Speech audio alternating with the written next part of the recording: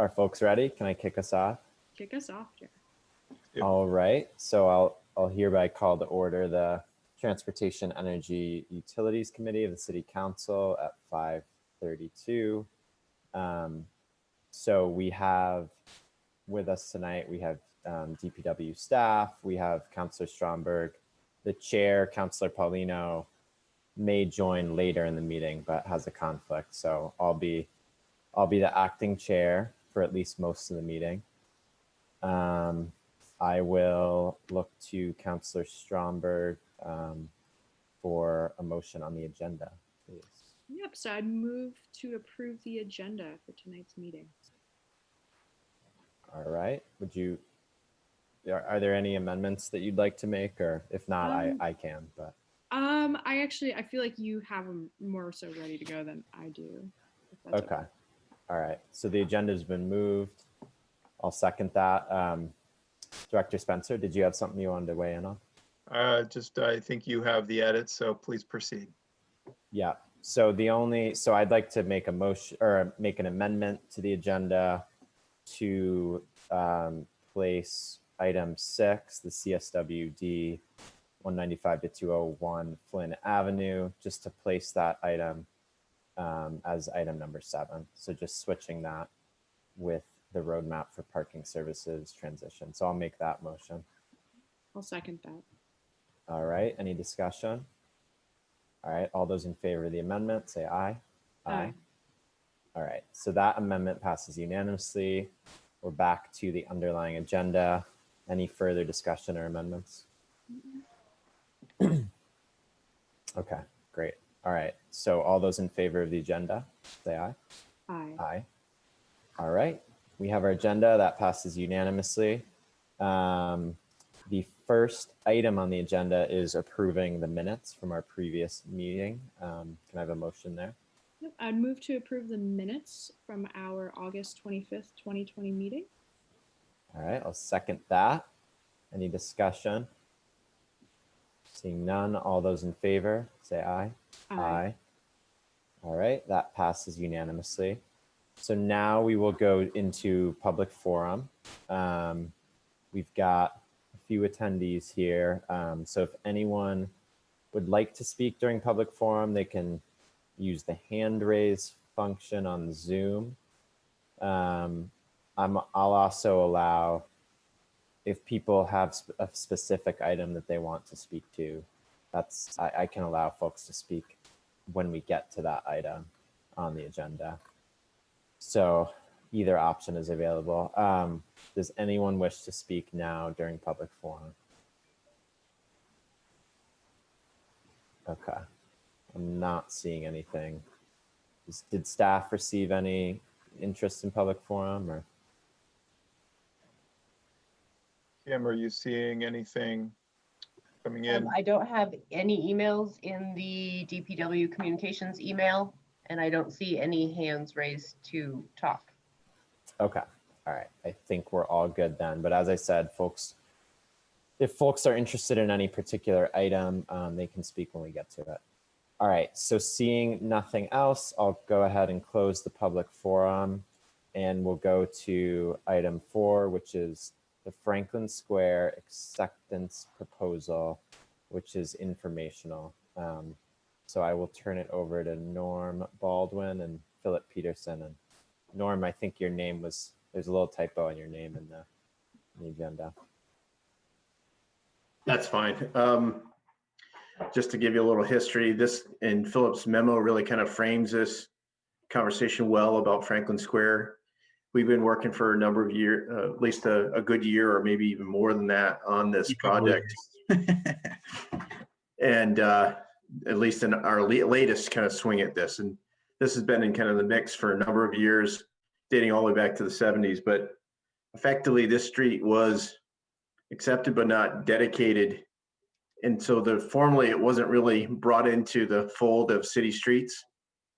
And that was problematic in the respect that no one was taking responsibility for the systems within that road network. And so you can see that the street network itself and all the infrastructure that goes with that was neglected. And that's just simply not the right situation to have for people who were not involved in those decisions way back when. So honoring those commitments that the city made many, many years ago, we took on the task of really assembling this into a means that would arrive at an acceptance. And that required us to communicate with a number of different city departments and stakeholders.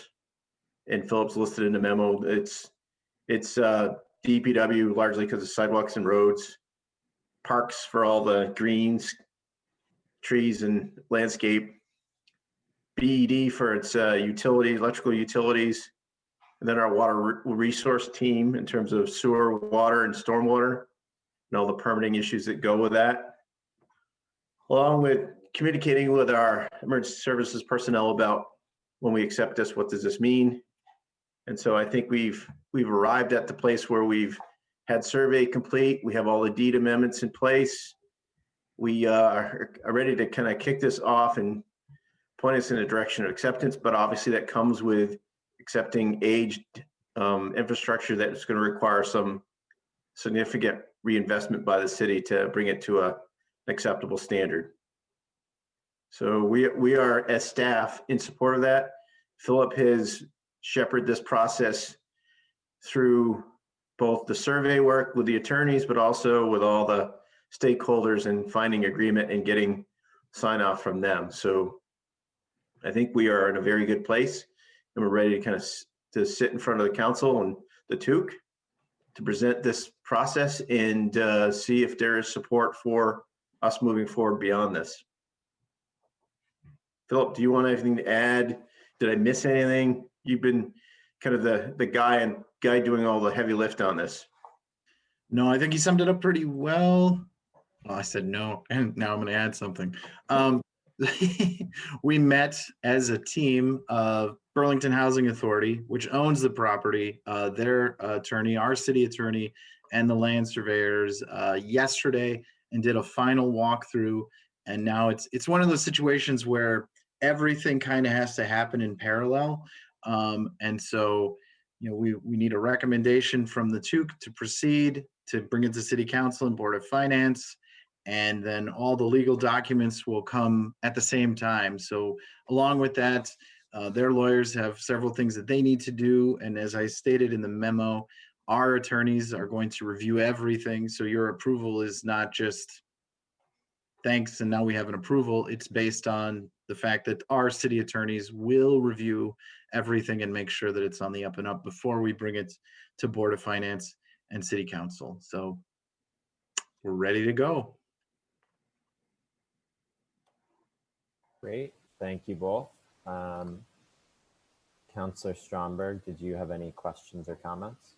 Yeah, so thank you so much for that synopsis. So my understanding is that this was brought forth, I believe before my time on council. Was that? Yes. Okay. That's the case. All right. Yeah, so I guess I didn't have anything like any real hard concerns on this. I guess I just had a question or a clarification rather. So there's, again, I read this earlier today over, but there was like a 2-night parking ban.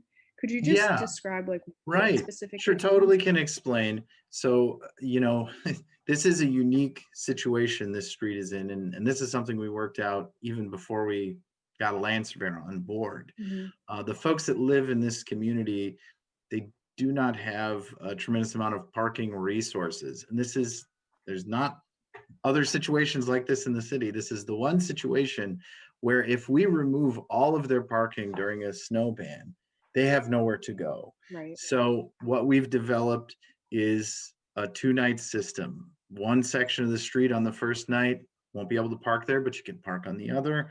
The second night, you can park there, and then we do snow removal on the other section. We've worked in parallel with Lee Perry and his team to make sure that this is work that they support and that they can do. And it's a unique situation, and it's a unique solution that I think will be successful once the community gets used to doing it, which we're also working with Burlington Housing Authority because we have several languages in the Franklin Square community. It's not just an English situation. Some folks speak several languages, so we're working through that as well. And that's we already have those approvals from the Public Works Commission, and we're set to go once we get the street fully accepted to create that traffic regulation. So a detail that's important to that conversation is one-way circulation in a counterclockwise direction Correct. to maximize parking to the extent possible, so that when we do have to flip-flop between one night to the next, we're maximizing as much parking space as we can with the space that we have available. Okay. Yeah, that makes sense to me. I know that there's like a one way in, one way out thing. I've been over there. But I guess another thing, and I hope this isn't getting too like nitty gritty, but Hey, you ask whatever you need to. in terms of like the plowing in the winter, are people going to be plowed in if they're like, if you're only able to plow one side? Does that make sense? Like if you're able to, and then how would they get out to like be able to switch? I guess there's just logistical. I don't know. Sure. But Lee's here. He could probably explain it better than we can. I can tell you, I mean, it's the purpose of, there he is. There's Lee. No. Perfect. Go Lee. Go Lee. Good evening, everyone. So let's talk snow then, if you want to talk snow. It's Vermont. It's upon us soon. So your question was people that are parked when we have a snow ban on one side. Mhm. Okay. Now they are changing the parking. The parking used to be parallel, following all the way around, and they're changing the parking to, I forget what the diagonal angle is, but so in years past, their whole car would be plowed in, where they would have to shovel the length of their car, the car in front of them, the car behind them just to get out. Okay. Now, the back of their car would, unfortunately, they're going to have to shovel some because we can try to put the snow where we want, but the snow comes off our plows to the right-hand side because of the way our plows and wings are set up. And with it being one way, everything gets pushed to the outside. But that being said, with cars on one side, the other side would be clear. So they would only be getting plowed in once rather than multiple times during a storm. Got it. Okay. I may have a few other follow-up, but I will turn it to Councilor Hanson. Okay, sure. Yeah, I'm wary of getting too far down the rabbit hole on a 45 year. Yeah. 45 year. But I did have a couple things. So if there's any way you could describe from a high level, I am curious how after that long, someone, we were able to unlock this puzzle. Could you just describe at a high level what changed or how that was figured out? I'd love to take a stab at that, Councilor Hanson. It's something that I think really is something to recognize. This has been a battle between the city of Burlington and BHA for decades. Lawyers have been involved at multiple points along the way as there was this contested opinion about whether the street was indeed dedicated and accepted by the city, or whether while the city had acted, the BHA had never dedicated it to us so that it became property of the city. There are extensive notes that I reviewed thoroughly when I came on into this position, but fundamentally what changed was a can-do attitude to figure it out. The battle in 2010 to 2012 and all the emails we saw back and forth between the attorneys and staff was all around trying to figure out how to make the operations work. How was it going to work to handle snow bans? That was the big hang up. And, we hit our heads against the wall a couple of times with BHA staff. But really this idea to turn it to diagonal and to accommodate the additional parking so that we could do a 2-night parking ban really made it happen. And frankly, in addition to that, it was just, Councilor Jang and us just said, this can't continue. We were wasting way too much time fighting each other. And fundamentally, the people who were getting hurt were the people who lived at Franklin Square, who are people of all backgrounds, but fundamentally many of whom do not have the resources and the time to self-advocate. Right. And former Councilor Hartnett weighed in and tried to get this thing moving. It really was a team effort. We're really excited that we're here, but we need to be clear that in the memo that you saw, there is a very significant financial responsibility and liability that is going to land on us because of this acceptance. And it is important to be crystal clear that Norm's role as city engineer is always to protect our interests, and he does not recommend that we accept streets until they've been brought up to standard. What is different in this case is that the city engineer in 1975 said that the assets were at up to standard at that time. So there, in our perspective, had been an initial sign off that makes this different and non-precedent setting to the many other unaccepted streets in the city that we are one day going to have to reconcile and address. Great. Thank you. That's really helpful. And kind of to your last point, so this is a burden, this is an additional burden to the city. And let me be clear, I support this, but I just want to ask, so this is an additional burden to the city, clearly. What if any, is sort of the benefit to the city? I know it's a huge benefit to these residents, and that's critical, but I'm just curious if there's a benefit to the city or the taxpayer or the department. Well, I believe one could argue that there's an existing liability, and if for something to happen, who would be responsible given the previous communications that we received, the documentation we received. And when I had seen the city council resolution, I saw the city engineer's recommendation for acceptance. And then I see, looking at on-site, see a manhole structure that's collapsed and got a big old void, and no one's fixing it. That is a liability for the city that we couldn't allow to kind of continue. And certainly we don't want any of our citizens to suffer with any sort of existing condition, but we do have, I think, some measure of responsibility from those decisions way back when. And so that's what Chapin's point is correct, is that this frames that we have made a decision a while ago, we just haven't honored it, and it's left in kind of limbo that could potentially cause someone to be harmed or injured. Great. No, that clarifies for sure. So sounds like mainly it's a responsibility more so than necessarily.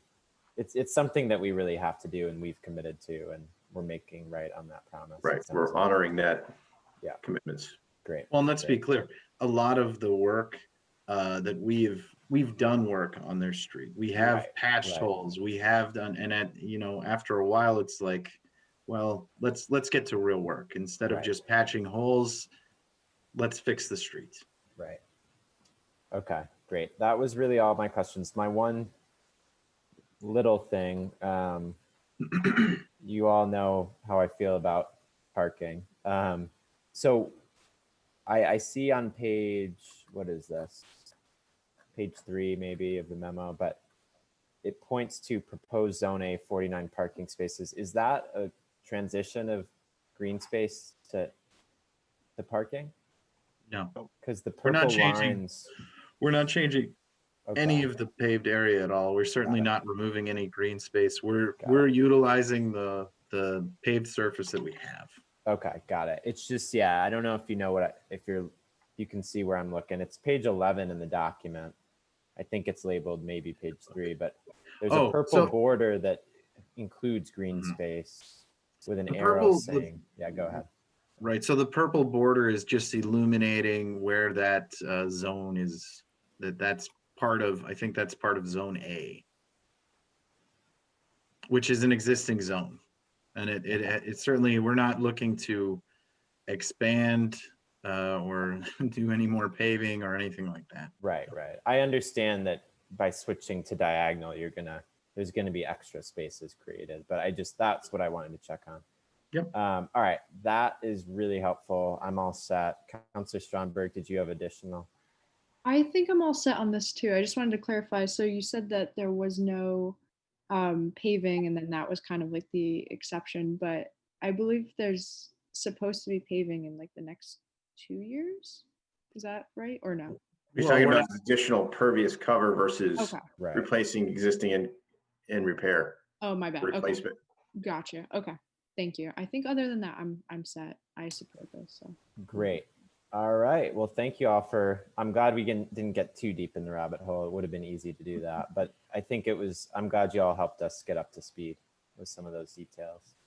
Yeah. An exciting moment for sure. So the recommended action from staff is to essentially send this to the full council with the committee recommending for approval. So the motion, Councilor Stromberg, is on page 1 of the memo. Would you like to make that?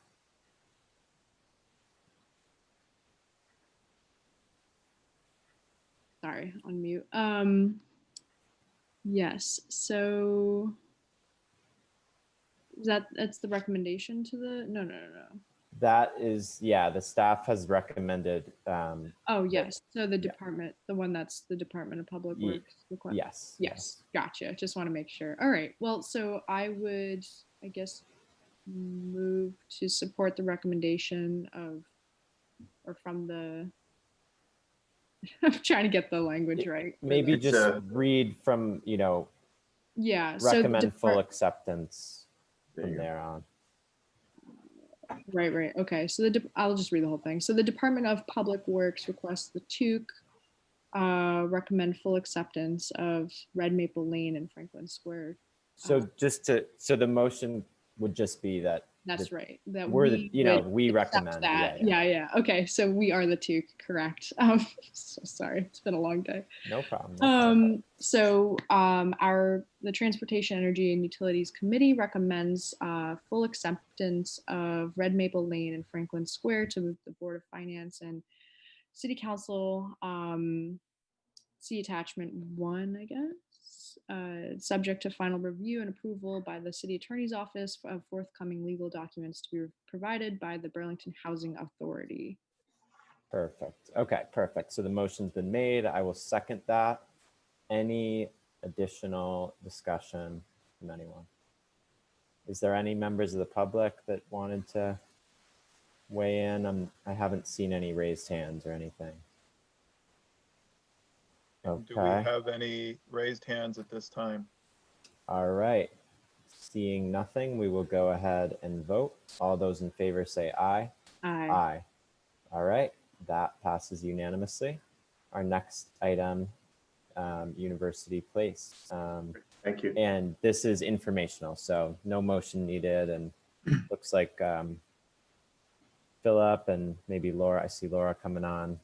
Maybe we have guests from UVM too. So I guess I'll kick it over to Phillip to take us away. Great. So I'm going to share my screen. I have a presentation that we gave to the Ward 1 and Ward 8 NPA on September 7th, I believe it was. And so Yeah, we're this just is going, round 2 for both of us then. But there you go. I mean, this will be more public facing. Yes, and we're going to have more public meetings as well. Just one quick note, these are concepts. They're not final designs. And we're still looking for input from the public. And this is what we're doing. This is the streetscape improvements. And we're working in collaboration. Public Works is a unique situation. We're doing this work with the University of Vermont. We have an agreement with them to do that. So far we're doing pretty well. So let's talk about the project. Phillip, sorry, just before we go, do we want to give Lisa and Joe a chance to say hi? Yeah, sure. Go for it. You guys might be familiar since they attend so many of the Ward 1, Ward 8, but Yeah, hi. I know you both, but Lisa, Lisa. I am the Associate Director of Planning at UVM, sort of heading up this project for UVM with a number of other people, including there's Joe now, and representatives from planning, design, and construction, physical transportation and parking. We've gotten a lot of, well, I think Phillip will get into some of the earlier feedback that we got, but we've gotten a lot of good feedback from people on campus and pretty happy with the partnership and how the project has been going. Great. Thanks for joining us. Joe, did you want to say hello as well? Sure, I'll just say hi quickly. Thanks for having us tonight. The city's been a great partner in this, and I think ultimately this is going to provide a place that's better for everyone to use: pedestrians, bicyclists, other transportation, and cars. But this is really just about a safer, more usable street. So we thank the city for their help with this. Great. Thank you all. And now are we going back to Philip, or Laura, were you gonna? Yeah, Laura should say something. So Laura Wheelock, I know I haven't been in front of you guys very much in recent years. So I'm a senior public works engineer, been working with Philip and Lisa and many of the UVM staff to reimagine University Place and try to address some of the concerns that both the public, the university, and the city have for the street with these concepts. I figure I'll let Philip go through our presentation, and then we can take your questions and provide some additional information and kind of where the project's going. Okay, I guess I'll take it from there. Laura, please tag in if I mess something up here. So University Place, it is a street that we're looking at doing a project on, as I said. And one of the big things that we heard from folks when we did our first survey was safety, especially pedestrian and bicyclist safety. This was the primary concern that folks have on this street. Not so much parking. Folks did not have a big dog in the fight in terms of parking. We can get more into the data, but let's look at the design. So we have two separate concepts, one being a basic concept and the other being more enhanced. And obviously a basic concept, it's going to be less expensive, but we're also not going to be doing quite as much. Both concepts, we want to look at pedestrian safety improvements, improving bicycle facilities.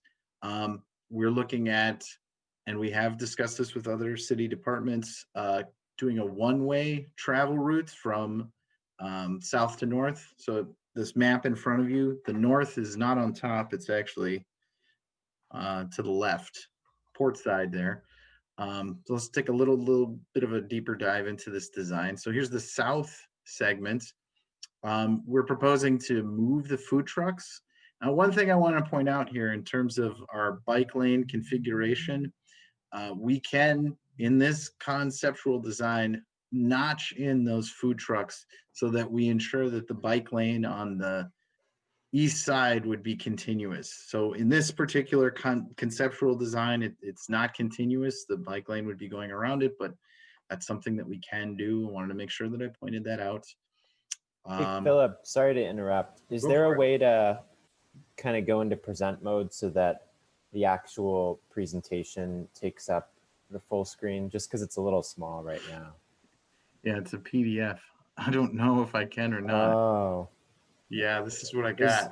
Are any of the things, maybe on the bottom, just using the zoom tool on the bottom right? Philip, so down by the bottom where there's those gray boxes, you have split screen, half in screen. There's a full screen mode. Oh, okay. Look at that. Keep going down. Hey. That's better, for sure. For sure. There we go. Thanks, Laura. Thank you. Okay, so I scooted ahead a little bit. So we're talking about the south end here. So the north end, one thing that we also looked at was improving the amount of crosswalks. It may seem a little counterintuitive, but there are several crosswalks on University Place, and that does not necessarily make for a safer situation for pedestrians. So we wanted to consolidate the number of crosswalks and try and improve those, make them more visible, and also make them accessible. Put in the, we have ADA standards now.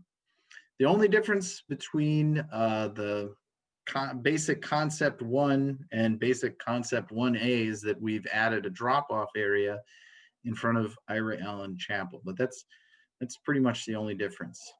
Now the enhanced concepts, okay, this is a cross-sectional view of what we'd be looking at. So we have the 2 bike lanes, a buffer area, the travel lane, and then the existing sidewalk.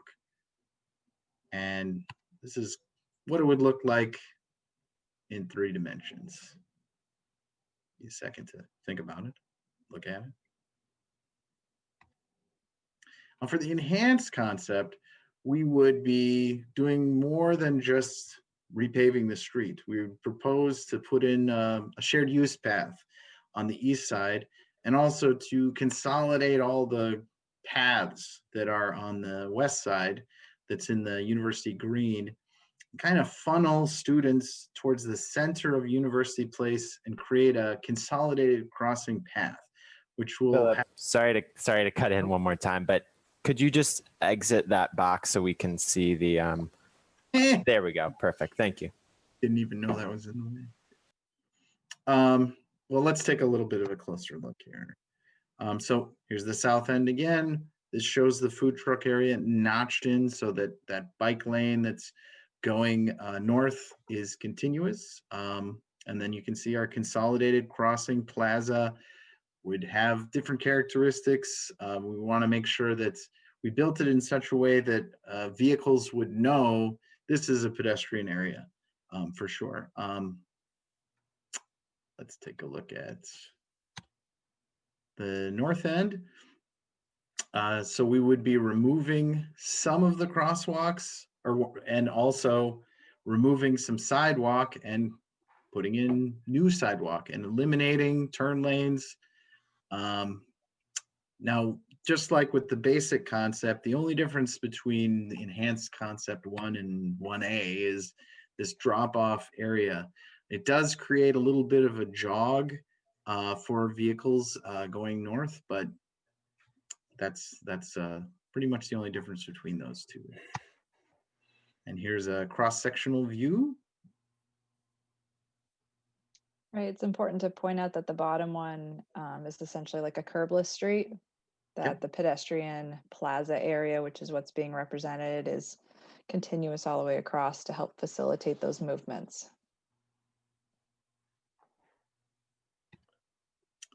That's what it would look like in 3 dimensions. And we have worked with emergency services to make sure that these designs, these concepts, because they're not designs yet, that these concepts get their thumbs up, and so far so good. And so at this point, we are taking on information. There is a survey. We have created a website. So there it is. So if you go to the Public Works page, and we actually have, if you go to the transportation projects, there's a thumbnail that has the University Place Street Improvements project. You can click on that, and then you can get to the survey. There's going to be a meeting through UVM on Thursday at 2 p.m. And then we're hopefully hosting a meeting next week on the 30th to get input from everyone. Great. Yeah, there are a few other next steps. We're looking to collect public feedback through October 9th, which is a Friday, end of the day. We will be visiting the Public Works Commission in October to kind of give them an update as to how the concept were received, the feedback that we got. They ultimately will be responsible for a lot of the regulatory changes that come with these two concepts. Both of them are presenting a one-way option. Both of them remove a lot of parking on the street. And then we hope to come back to you at the end of October, seeking a recommendation to go to council for an accepted alternative. Great. Great. Okay. Well, thank you for that. At this point, I'm going to open it to members of the public, because I believe there's a couple folks who had wanted to speak to this. If that's the case, if you could just use the raise hand function. Okay, I see Jonathan has raised his hand, and as well as James. So can staff enable the microphone of Jonathan? It looks like he is unmuted. Okay, can you guys hear me? Yeah, it's a bit of an echo, but maybe if other folks can mute. So hi everyone, my name's Jonathan Silverman. I'm a sophomore at UVM, and I just wanted to speak on behalf of the plan for University Place. Being a student who bikes by that area really frequently and walks, I noticed the intersection between Main Street and University Place feels particularly unsafe because there are just a lot of cars going different directions. And it's a little bit of a blind corner for cars that are trying to turn into it. So I think it would be really beneficial for pedestrians and cyclists if it was made into a one-way. And I also specifically like the aspect of the plan that incorporates a curbless road, because I think that curbless roads feel a little more pedestrian oriented than car oriented. And I think that would just kind of further the feel of the road. So thank you. Great. Thank you, Jonathan. And then looks like James as well. If we could unmute James. Hey, yeah. So I've used this car, used this road a lot as a student, but also I used to park on this road to go to the library. And yeah, I don't really think that it matters that they're getting rid of parking, because it would just maybe be nice to have a little more parking for the library, but I don't think it matters. I think it's better for this street to have no parking at all. And honestly, I would be okay even with this street being just a service road as well. But I think I really like this plan where it's just one way and bike lanes, and you have the large, pedestrian walking area in the middle. I think that'll help this street a lot. Great. Thank you, James and Jonathan. I don't see anyone else from the public looking to speak. So I will go to Councilor Stromberg. And well, before I go to Councilor Stromberg, so at this point, are you all seeking just general feedback from the committee at this point in the process? Yep, it's just the opportunity to kind of collect comments, questions, knowing that members of the council will need to be engaged to ultimately help with the selection and approval of our preferred alternative based on the agreement that we have with UVM. Great. It's a pretty sizable project and a redesign, so we just want to make sure our public outreach is robust. To also highlight some of the concern of Jonathan, the Main Street end, when we did our public outreach with initially in our survey back this spring, which was an awesome response while everybody was in the middle of the early stages of the pandemic, really highlighted, if Phillip went back to the heat map, the Main Street end had a lot of concerns and responses with it. And so in the concepts, we are looking to narrow that end of the road by making the road one way. We don't need quite as much width. And so, tighter turning radiuses, slight relocation of the crosswalk actually at that end to better align with the Main Street path, put it closer to the intersection, make everyone more visible is what we would be looking to do there. Great. Thanks for that clarification. Was there more? Yeah, I think Norm had one thing he was going to add in terms of greater one picture. key thing that councilors need to be aware of is that this is being proposed to be a one-way. And UVM's done some operational analysis of the implications of that to the adjacent intersections. And it will have some impact on Prospect and Colchester Avenue. But we in conversations with UVM, and they are agreeable to this, is to potentially have some land swap to be able to change the geometries of that intersection to improve performance. So we're going to be monitoring how this goes forward if it goes forward, to see if there are changes that need to be made at that key intersection. We've also had conversations with Burlington Fire, and I think this is an important piece for councilors to understand is that it has some implications to the Mansfield Fire Station in terms of their response and how they route their response to events. So I'm not familiar with all the details of those conversations, but I believe fire is supportive of this moving forward. Phillip, maybe you can speak to it directly because you've been in conversations with them. Yes, Laura and I have discussed this with the fire marshal. They are supportive of the particular concepts as long as we don't start putting other obstructions in the road so that they can respond appropriately. And I mean, at this point, it's all conceptual, but they are supportive of what we are presenting today. Otherwise, we wouldn't present it. Okay. All right, great. Well, thanks for that, for all that. So yeah, Councilor Stromberg, did you want to offer your questions or feedback? Yeah, thanks. So I'm pretty familiar with this project overall. I appreciate everyone going through the presentation.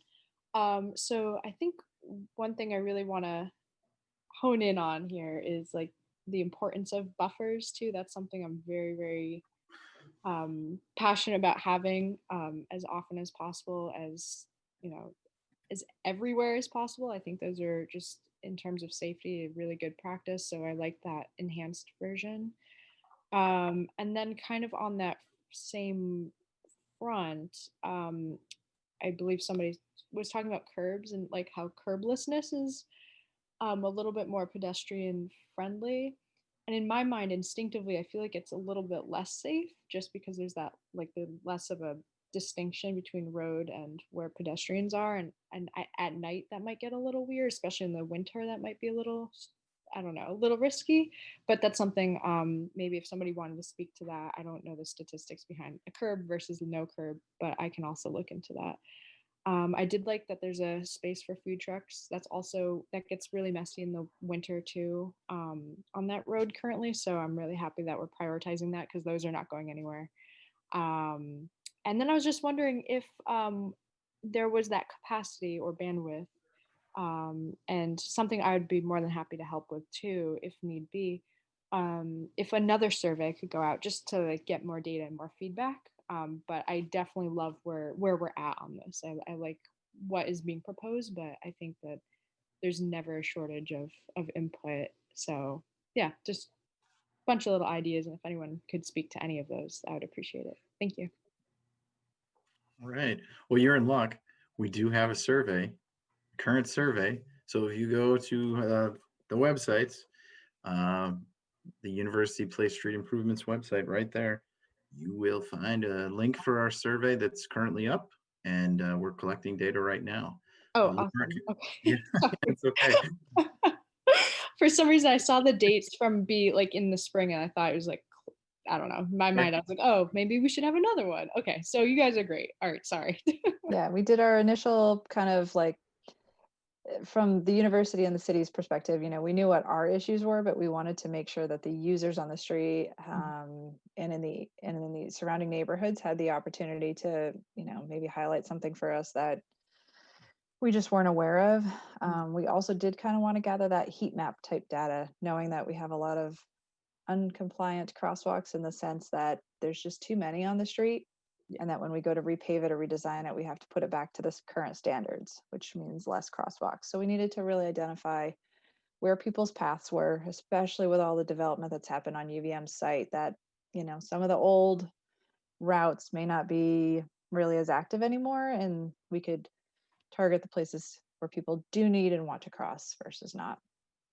The survey that we have up right now is generally focused around these two concepts, but there's definitely an area for kind of open-ended feedback as well. Yeah, folks can always send me an email as well. That's fine. Got it. Good to know. All right, well, I'll push that out there more so then. Yep, to try to address the curbless option, and I may ask our transportation planner to come in on this one.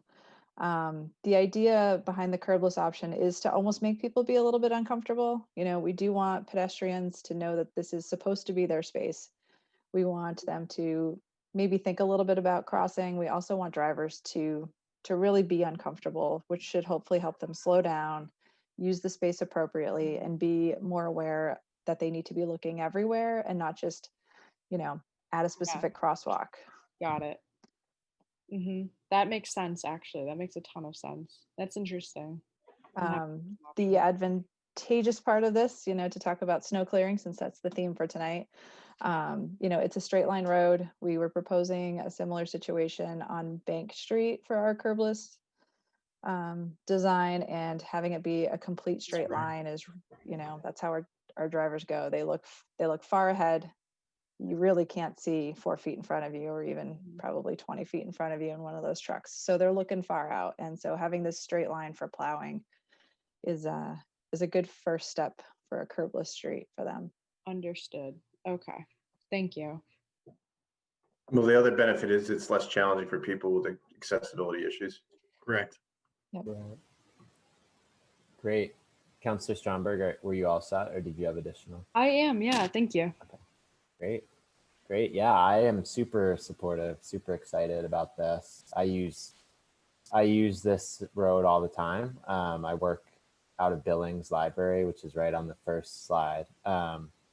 And I think there's a lot of improvement to be made, because currently most of us probably know this, but it's often used as a cut through and a way to avoid traffic. And so people zip through as a shortcut, and the visibility with the crossings are downstairs and in between parked cars, and the visibility around that is often not good. So I've definitely had some dicey encounters. Luckily, I've never been hurt on it, but yeah, this is very welcome. And I was at the NPA, you all showed some of the survey data. I was pretty amazed by how overwhelming it seemed like the support was, and there was very minimal concern about the parking removal, which is unusual and exciting from my perspective, to see that. So I think I'm really optimistic about it. And I guess my question would be, so what would if the council were to approve this, or if the TUC were to approve it in October and the full council maybe later in October or November, what would be the timeline for implementation? So the way that our agreement works, and the timetable that we're on, is we need to have an adopted or approved concept by both the City of Burlington and the University Board by the end of December 2020.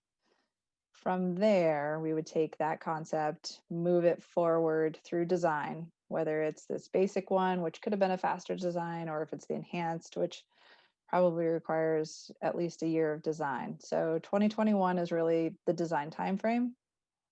And then we would go for bidding and construction 2022. Yep. Is really about the fastest that we can get through this process.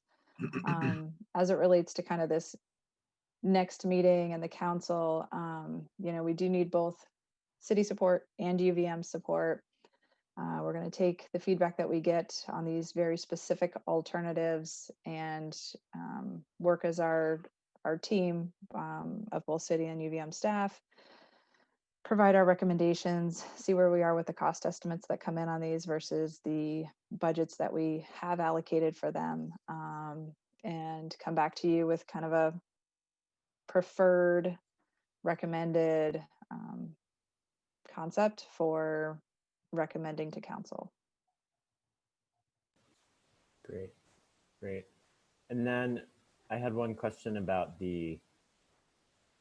again, going back to like permeability. So I do tend to favor this pedestrian idea with the curbless. Is it true that you're losing some green space with that transition? No, the enhanced alternative actually narrows the road. So it takes in mostly with width that is already curb to curb and brings the travel way narrow. And we're basically taking a lot of that extra space that is currently asphalt and turning that into this pedestrian buffer connection.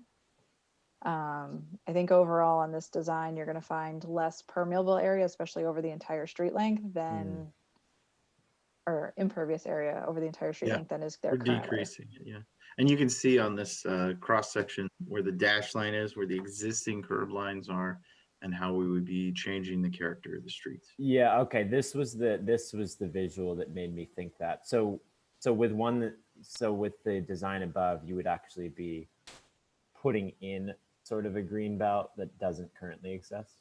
Correct. Yep. Okay. For a majority of the road. The other Got thing it. to note is that the green belts that are out there on the east side of the road between the road and the sidewalk are not green Yeah, they're not. to any They're not. extent at all. Right. Right. And one of the Yeah. things that we didn't get into with these concepts is that once we have an alternative that we are moving forward with, we do want to work in stormwater and other ecology kind of Right. items, but didn't want people to make a decision on the street based on those features because each one has different ways that they can do that. Right. We really are looking for functionality and operations first with these concepts, and then we'll kind of work in those other items. Great. Great. Well, that's really exciting. Yeah, I like the enhanced concept, I think. With the curbless, that seems that seems really strong and pretty big transformation of that space, and just the experience for everyone really just dramatically improved, I think. All right. Any other comments, questions from anybody? I guess I just want to make sure I check with Lisa and Joe if they have anything they want to add. Nothing to add from me. You know, I'll just say, going back to, and I'm taking this way back, but I just want to appreciate, you know, the city's willingness to continue this project through the pandemic. And we didn't really talk about this much, but the survey that went out, we kicked off this project the week before the governor told everyone we had to stay home. Right. So, you I know, think there that was a bit of good. a panic of how are we going to do this when no one is on the street and we can't see what's happening. So That was you know, literally over the five- last physical meeting I had with other human beings before I came It was. It was. So, you know, I think the 500 responses that came in indicate, you know, that the street's pretty important to people. And we'll be pushing out some communications on campus to get people to take the survey as well. So hoping that we'll get another good response on this one as well. That's great. Yeah, it seems like, Oops. oh, no, I was just going to say, like, the survey responses, it seems like more feedback than usual. Kind of, I don't know if it's because of the pandemic, but despite the pandemic, because of the pandemic, whatever, I think it was more than we normally would have gotten. So that's really helpful. Well, we put in quite a bit of effort in terms of our outreach plan. You know, UVM, I mean, we blanketed everybody. Yeah. Yeah. No, I certainly experienced that as someone who lives nearby, and the Front Porch Forum, the MPA, and yeah. Did anyone else have additional thoughts? All right, great. Well, we look forward to seeing this come back next month, and thanks to Lisa and Joe for joining. Thank you. Thank you. All right. And thanks as well to James and Jonathan for weighing in and providing feedback. So next we'll close that item. Next item on the agenda, we had made a change to the agenda. So it's the roadmap for parking services transition, BPD to BPW. And I think we'll start with a presentation from Jeff Padgett. Yeah, hi guys. Just get my system going here. Perfect. Oh, there's texting going on. I can't hit my button. There we go. All right. I trust you guys can see the PowerPoint. Yeah. Great. So I've got eight slides or so that I want to share with you guys to sort of give you an idea of where we're headed. I don't know, Chapin, do you want to give any preamble either? You want me to just sort of dive right in here? I think you can jump right in. Jeff, who has taken on this position as permanent assistant director for us, has really tackled the bull by the horns here and sees some really exciting opportunities broader than just parking enforcement. So look forward to get your feedback on this presentation. Yeah. So to be clear, this is sort of a plan for a plan. We've been working very closely with DC Sullivan and John King in the police department to try to understand, this is not just about moving a budget, spreadsheet cell from one spreadsheet to another. It's not just about moving boxes on an org chart. This is about really how do we redefine the parking experience in Burlington? And how do we integrate the services that are provided so that we get a better service, so we have centralized sale of service, so that we have better compliance. And this all came out of the budget process, which you guys are all on the front lines of. And part of this is also redefining what it means, what enforcement even means. So you'll notice there's a lot of language in here that I've tried to craft. So we're not talking about migrating police, we're talking about integrating police. We're not talking about enforcement, we're talking about compliance. So it's sort of trying to tone down some of the language, and John King is all behind it, and DC Sullivan's all behind it too. They see the value in what we're doing here. So this presentation is really about how we are approaching this process, how we're moving intentionally, methodically, with at due speed, but not rushing. So with that, let me, I'll go through kind of quick, and then you guys can ask questions if it will go. There we go. All right, so basically this is what I've got in here. The purpose and need of the project, why are we doing this? The vision and the mission, where are we headed and how are we getting there? The values, what are the guiding principles of this process? Who are the stakeholders and players? Who's impacted and who's gonna help? What are the project phases? How are we gonna tackle this thing? And then what is the timeline of those phases? So really, the purpose of this project is to integrate parking operations, DPW, Burlington Police Department, improve the customer experience, increase efficiency, and redefine ordinance compliance. That's basically a sort of a wordsmith way of saying, how do we redefine what getting a parking ticket means? And so the need is generated because basically parking is scattered across the city. We've got parking lots, parking garages managed by us, enforced by the police department. We've got the meters on the street. We've got parks that have their own lots that also get enforced by John King or not get enforced by John King. We've got public-private partnerships going on. So we're really trying to find a way to integrate a lot of this service into one efficient space. And to that end, it's not clear to customers, who they're buying parking from. Are they buying it from Echo? Are they buying it from Parks? Are they buying it from us? So we're trying to clean that up. Parking is highly labor intensive. We have a lot of people out doing enforcement. We have a lot of people in the garages.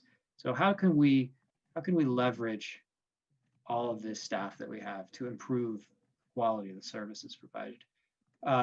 And like I said, the community wants us to rethink how the services that are provided by the police can be provided by other departments like DPW. So our vision is to provide a convenient parking experience for visitors and residents, provide a safe experience that's welcoming, provide the right sized facilities. So this is not an exercise in finding more parking or making, increasing parking rates or any of that. It's about finding the right size of the facility, right size of the staff. What are the rates? It's about creating a sustainable parking operation that supports the city in a socially just way. So our mission is to provide parking products that support a vibrant downtown, create operations and infrastructure that allow parking products to be safely purchased, collect the data needed to make decisions to match operations to community needs. So that's the right sizing idea. Manage operations so that they are financially, economically, and socially sustainable. So I promise I won't read every word of every slide, but this is important to me that we understand where are we headed. So, and how are we getting there? We want to be intentional. We don't want to rush. We don't want to, John King does a pretty darn good job. I mean, nobody's happy to get a parking ticket, but I'm seeing what they do on a day in, day out basis. It's pretty good. So we don't want to wreck that. And then in the process, we want to make sure we hear everybody. We want to engage stakeholders. We want to work with the community and improve organizational culture. So there's stakeholders and players. Stakeholders are the folks that care that this is changing, if there's going to be some impact on them. And players are folks that are going to help out, like the lawyers and that stuff. So next slide is just a list of preliminary stakeholders and players. If downtown businesses, service workers, the hotels themselves, the hotel guests, the tourists, international tourists, local tourists, neighborhood residents. How do we start to understand what their needs are? And then who else? These are all the people that we're going to have to engage to make this happen. You know, from the mayor's office, the city council, the commission, you know, through the labor unions down to, you know, lawyers, information technology, the state of Vermont, actually, because we integrate with their databases. So there's a lot of players that we need to wrangle. So how are we going to do this? We're going to look at it in 3 phases. So basically the first phase is that sort of simple spreadsheet and org chart idea that I was mentioning before, is working with CT to assign the budget to DPW, get that paperwork done and get all that accounting square. And then work with HR to assign personnel, get all that square. And then start thinking about, okay, how do we now start to reorganize the people we have in those org? You know, now I've got an org chart of the folks I had before. Now I've got an org chart with some new folks. How do I integrate them and how do I leverage them? That all begins in phase 1. And then phase 2 is operational integration. So integrating services that are provided, integrating staff. You know, John King sells resident-only parking permits. We sell monthly parking permits in the garage. Well, it seems to me like we're selling parking products. Let's integrate those services and have one place where people can buy the resident parking and they can buy their monthly. And then the last piece, because it's kind of the most expensive and most fraught with logistics, is the physical migration. One of the very few sort of hard concepts that are in my mind personally, and this may change because we're early, is that that parking enforcement should be removed from the police building. I think that is part of that social change that the community was asking for. But that requires a lot of logistics with security, a lot of logistics. So that's phase 3. So how do we see this rolling out? So here's I don't know if you guys can see all this, but basically starting in July, City Council set up the budget the way they did, approved the budget with the contingency that enforcement would move to DPW. So over the past 2.5 months, we've been basically working on this slide deck as a guide to how we're going to do this integration. And we've talked with the Public Works Commission. We've talked to the Church Street Marketplace Commission. The mayor has seen this. So we're moving now starting into phase 1. And now, you know, we're sharing with the TUC. And I guess what we wanted to sort of get from you tonight is some idea as to whether this plan of integration, you know, does this deserve some time on the city council agenda, or is this enough of an outreach to council so you understand where we're headed? So in the month of October, I seek to finalize this integration plan, and then by November, you know, start knocking down dominoes, start figuring out this administrative integration, start figuring out how we're gonna, you know, how I'm gonna manage this group so that we can get to January where we have this administrative integration, where we've figured out how we can reorganize the division, the boxes, so that we can optimize personnel. And then phase 2 and phase 3 are a little more amorphous because we don't know how phase 1 is going to turn out. So basically we're looking at, you know, soft goal is, you know, have this completed in FY21. But depending on how we get through phase 1, there's some unknowns out there. So that's it. Sorry, I sort of rambled on, but that's our approach. So I'd appreciate any feedback. Chapin, did I miss anything? Did I blow past something that was critical? No, I welcome feedback from the councilors. Great. Thank you, Jeff. Councilor Stromberg, did you have comments or questions? I feel like I always have a lot and then the presentation kind of clears it up. But I guess I have a question about, so like, is there a contingency for like if any are there any stakeholders that are potentially, are all the stakeholders solid, I guess? And then is there anything that's any stakeholder in particular or anything that's like we should be looking out for in terms of not being a part of the process all the way through? Or I just Well, want that's, to yeah, make over the sure next couple of weeks, we're gonna start reaching out to stakeholders and start Okay. pulling them into Zoom meetings and start, we're working with the BBA, part of the DPTM work plan that was just approved for FY21 includes BBA's participation to help us with this, because we've got a lot on our plate, and we need to make sure that we are reaching out to stakeholders and ensuring that. And I've made it very explicitly clear to them, I need their help to help us get through the stakeholder engagement.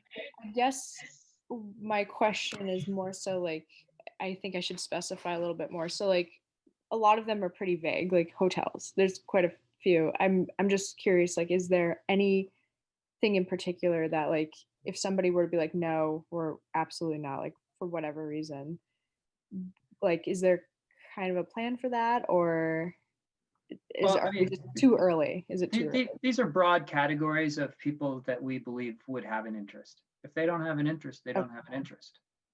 But I think they'll have, but I think, I think that at the very least, the hotels would appreciate us reaching out to them. Okay. All right, thank you. You all set, Councilor Stromberg? I think so for right now. Okay, I can come back to you if something else comes up. Great. So when you all talk about kind of some of that cultural shift that you talked about at the beginning, the values and mission, you talked about transitioning from enforcement mentality to compliance and things like that. Can you describe maybe what that means at this point? I mean, I know that you're still having to figure that out, but I guess I just don't really understand like what that change represents or means. Right. So I don't want to spoil the process too much, but I'll let you into my thinking. My what has framed my thinking around this is this sort of this basic idea that if you have a dog in Burlington and you have a dog license and you don't pay the dog license on time, you get a $10 fine, and you got to pay the 10. You just pay this clerk an extra $10. You go to a parking meter and you overstay your parking meter by 10 minutes. You've basically violated your relationship with the parking meter. But now you've gotten a ticket, and you've got to do a formal appeal. The appeal goes to our attorney's office, and you're getting pulled into this legal architecture. Now, I don't know how much of that we can quote unquote dismantle, if that's not too aggressive a word. But this is the thinking that's going on in my head, and that's why we need to work with these players like legal, because I need to really understand what can I do in that arena. How is there a difference between parking in front of a fire hydrant and overstaying a meter? They're both violations of ordinance. So and these are the things we need to untangle, and that's what we need to work with the lawyers on. But trying to just change the framing around parking. Okay, that's interesting. Yeah, I mean, I think there's a lot of different perspectives on parking, and I talk about parking a lot. I feel strongly about parking. Other folks do in different directions. Like some people would certainly prefer less enforcement, more relaxed enforcement. Some of us would prefer, more accurate pricing, or essentially increasing what private citizens pay to use that public resource and kind of fairly priced. So like, there's just a lot of different philosophies and perspectives. And I didn't know what to make of the shift that you're describing, if it was totally open-ended and kind of based on feedback, or if there was a particular shift in one direction or another that y'all are sensing at this point. we're just getting in, but I do have to say that the goal of this is not to look at rates. It's not to look at zones. This is really about how we in the most simple, like sort of business term, we have a product, right? And we have inventory, we have parking spaces. And just like if you have a t-shirt store, you might have a security guard at the front door, making sure people don't steal your t-shirts, right? And that's in essence what enforcement is doing, is we're selling parking on the streets, and enforcement is going around making sure that people aren't stealing that parking in the simplest way, you know. So what I want to do is I want to take that simple concept and get people's input and figure out how we can start to redefine that concept as a compliance sort of idea versus this word enforcement is very police-ish, right? So I think that's a philosophy I have in my head, and that may change as we get more input. That's why we've articulated all these stakeholders and players, and I may be completely wrong. Because, you know, as part of this, and also comes in, is we have parking in the garages. That's in Fund 265, which is completely sequestered financially.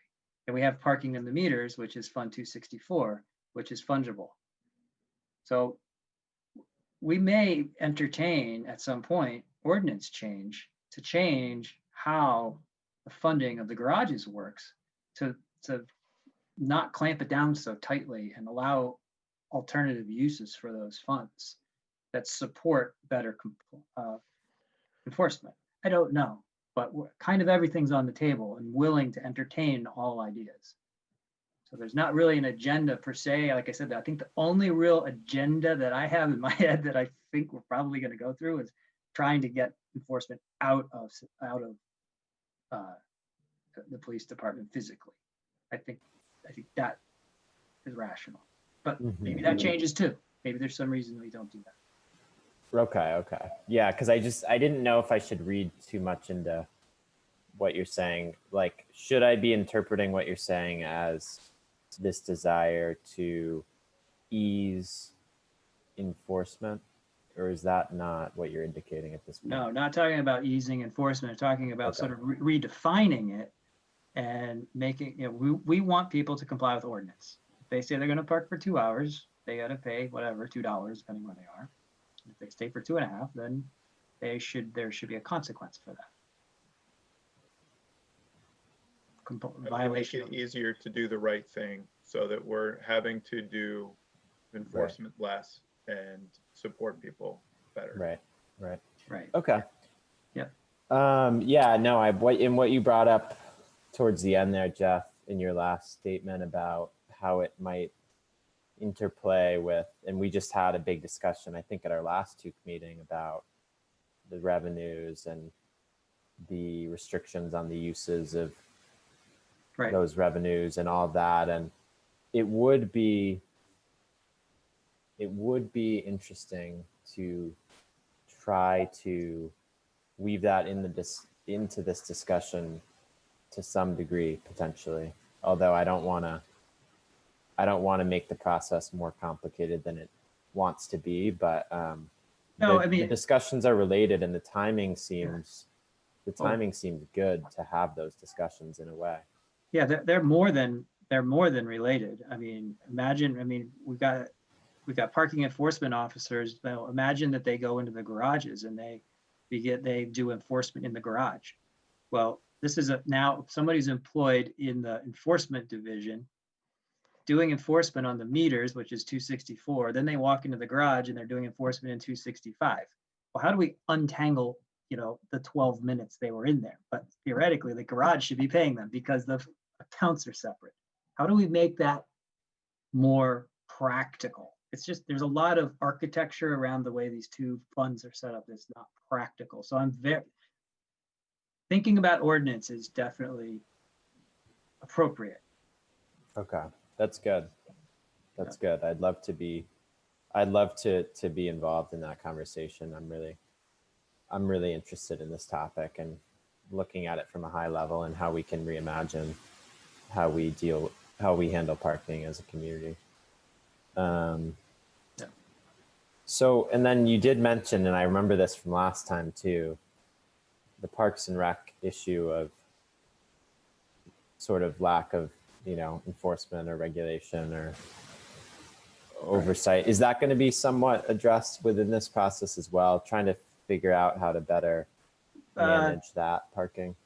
Tangentially, only that as soon as I actually had a meeting with Cindy yesterday talking about the Pease lot, and, you know, we're actually giving them a proposal for, you know, hourly rates for our crew to go and maintain their pay stations and collect their money and that type of stuff. So we're developing that sort of, I think of it as a third party relationship, because not just that it's a city, that could be anybody that owns a lot, we could do that with. So when John's group comes in, now I sort of have the full suite. I can charge people for enforcement, I can charge them for operations, you know, I have a more complete product, if that makes any sense. It helps the conversations. That's my Okay. And then one other issue that folks often raise in the community is sort of the private towers often will tow vehicles in a somewhat predatory way and charge pretty obscene amounts. Is that going to be part of this conversation at all, or is that on your mind, or how is that relating? Yeah, the towing contract is up to be renewed right now, and there's only one company that tows for the city, and that's Blaine's. That's it. And they only tow when John calls them, as far as I understand. That's how it works. So there may be people being towed from private property in a predatory way, but on street, John's got a pretty firm grip as far as I can tell. He's got a pretty firm grip on it. And interesting. Yeah. And Spillane's gets that contract every time because they have the biggest fleet and they're the only ones that can really service the needs of the city at the scale that we need it. Okay. And when is that contract up? It's right now. John's working on it right now. Actually, it's expired already, and he's writing a proposal for a renewal. Okay. Is that going to come to the council? Do you all know? I believe it will at least go to Board of Finance, because it's probably more than 50,000, right? Yeah. Okay. I think that's going to probably be something that, you know, the council is going to debate. But okay, that's helpful to understand. And I did talk to him about, you know, how can we split the contract up to allow smaller vendors to get in, because this comes up every time, right?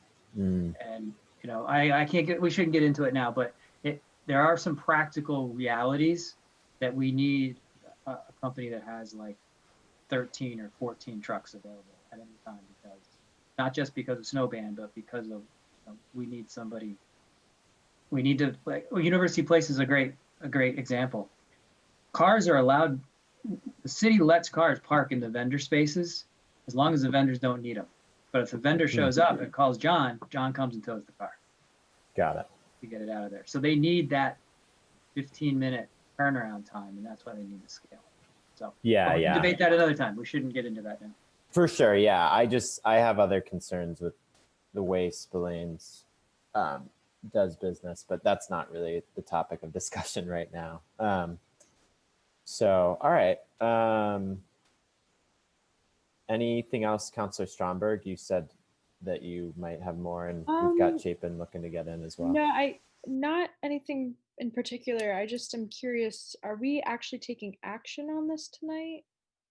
So there isn't any action necessary beyond if you believe that this should get exposed to the full council. If you want to take this up, I'm happy to give this same presentation to the full council, but I'm not sure that it. Yeah, I'm just thinking about like what that would be like moving forward. I don't know. Okay. You don't need council approval to go forward. What we really want is to make sure that that but some of the council, you guys, or input is good. Yeah, I get that. And it allows me to talk through everything too, make sure that it passes straight. I hear that. I appreciate it. Okay. Did you want to weigh in, Chapin, or is that okay? Yeah, Jane? Thank you. I mean, I think based on what we heard, we had it listed as a vote just in case there was council or committee action that seemed important for you all to make. So we wanted to preserve that opportunity. I think hearing what we've heard tonight, my suggestion would be that we include a short cover letter with this presentation as a communication to the full council. But basically, we want to make sure you're comfortable with a general timeline of an administrative transition happening at the end of this calendar year, end of December, Jan 1, which would just change, you know, who John King's team reports to, which would be to Jeff Padgett, and then look to make by the end of FY21 a phase 2 and 3 move to reorganized labor structure and potential physical move, likely physical move. Is that timeline acceptable to you all? We think it's what we can deliver and deliver well to have the time to do this right. There are a lot of steps even in these 9 months, and don't think we can move much faster, but want to make sure that you're aware of that and can be supportive of staff. Great. Go ahead, Councilor Stromberg. Yeah, I was just gonna say I'm fine with the timeline. It's more so like the details surrounding it, I guess. But yeah, I think I'm very much on board with how this is shaping up in terms of when it would happen. Great. Yeah, I'm comfortable with this too, and I think what you've said, Chapin, of just I think it's fine as a consent agenda item to have the communication and the information, and if any councilors have issue, they can, you know, pull it off consent and discuss further. I don't expect that will happen, but this will at least give folks the opportunity if they want to dig deeper. So I think placing this information on the consent agenda when you all are ready to do so would be what I would recommend. Okay. Is that favorable, Councilor Stromberg? Yeah, absolutely. Okay, great. And then, yeah, what I would just say beyond that is I would love to be looped in and keyed in and kind of continue to be involved in this process, because I do, again, see this opportunity if we are really zooming out and rethinking our philosophy around parking in the city. I think that's an important opportunity to really think about it from that level and think about structural fundamental changes to how we approach it. So I think if we take that opportunity, we could do some interesting things, and I'd love to kind of be in that conversation. Yep, absolutely. Sounds good. All right. Great. All right. Anything else from anyone on this? All right. Well, Thanks thank you. so much. Thank you all very much. Yeah, I really appreciate Thank it. you. So we've just got one more item, which was the CSWD 195 to 201 Flynn Ave. And we will kick that off with presentation from Chapin and Lee, I believe. That's correct. And I believe we have 2 items. We have this item and then the traffic calming revisions. Oh, I'm sorry. Yep. So there'll be one more after. Or did we? Okay. My agenda that I'm looking at. Is there a second page or? Yeah, that's weird because I remember seeing that too, but this copy of the agenda I'm looking at doesn't have the traffic calming item. So, but I think the idea was that we were going to leave the CSWD for last in case Chair Paulina was able to perhaps join for that. Yeah. Was that the understanding from staff and Councilor Stromberg that item would be last? That's Yes. fine. If you want to do the traffic calming first, there was an updated agenda that included the traffic calming item. So I have the old copy. That's why. It has been warned, and we are prepared to embark on that item. Okay. All right. Great. Why don't we go ahead and do the traffic calming item? first. Great, thank you. Director Spencer, would you like to say anything while I get my screen set up? Sure, never short of words.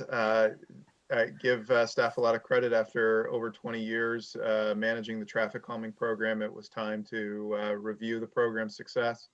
We've made a number of accomplishments over the years and improved many streets. That said, we are experiencing a long queue for requests currently.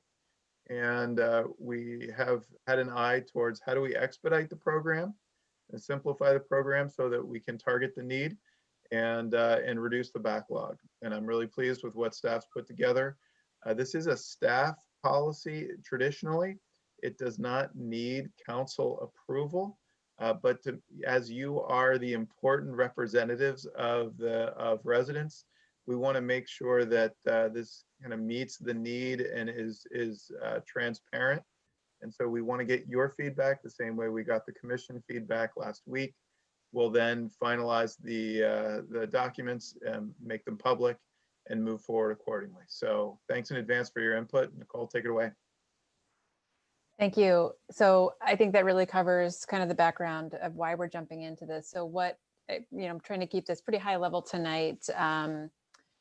We did share the actual draft manual in the packet.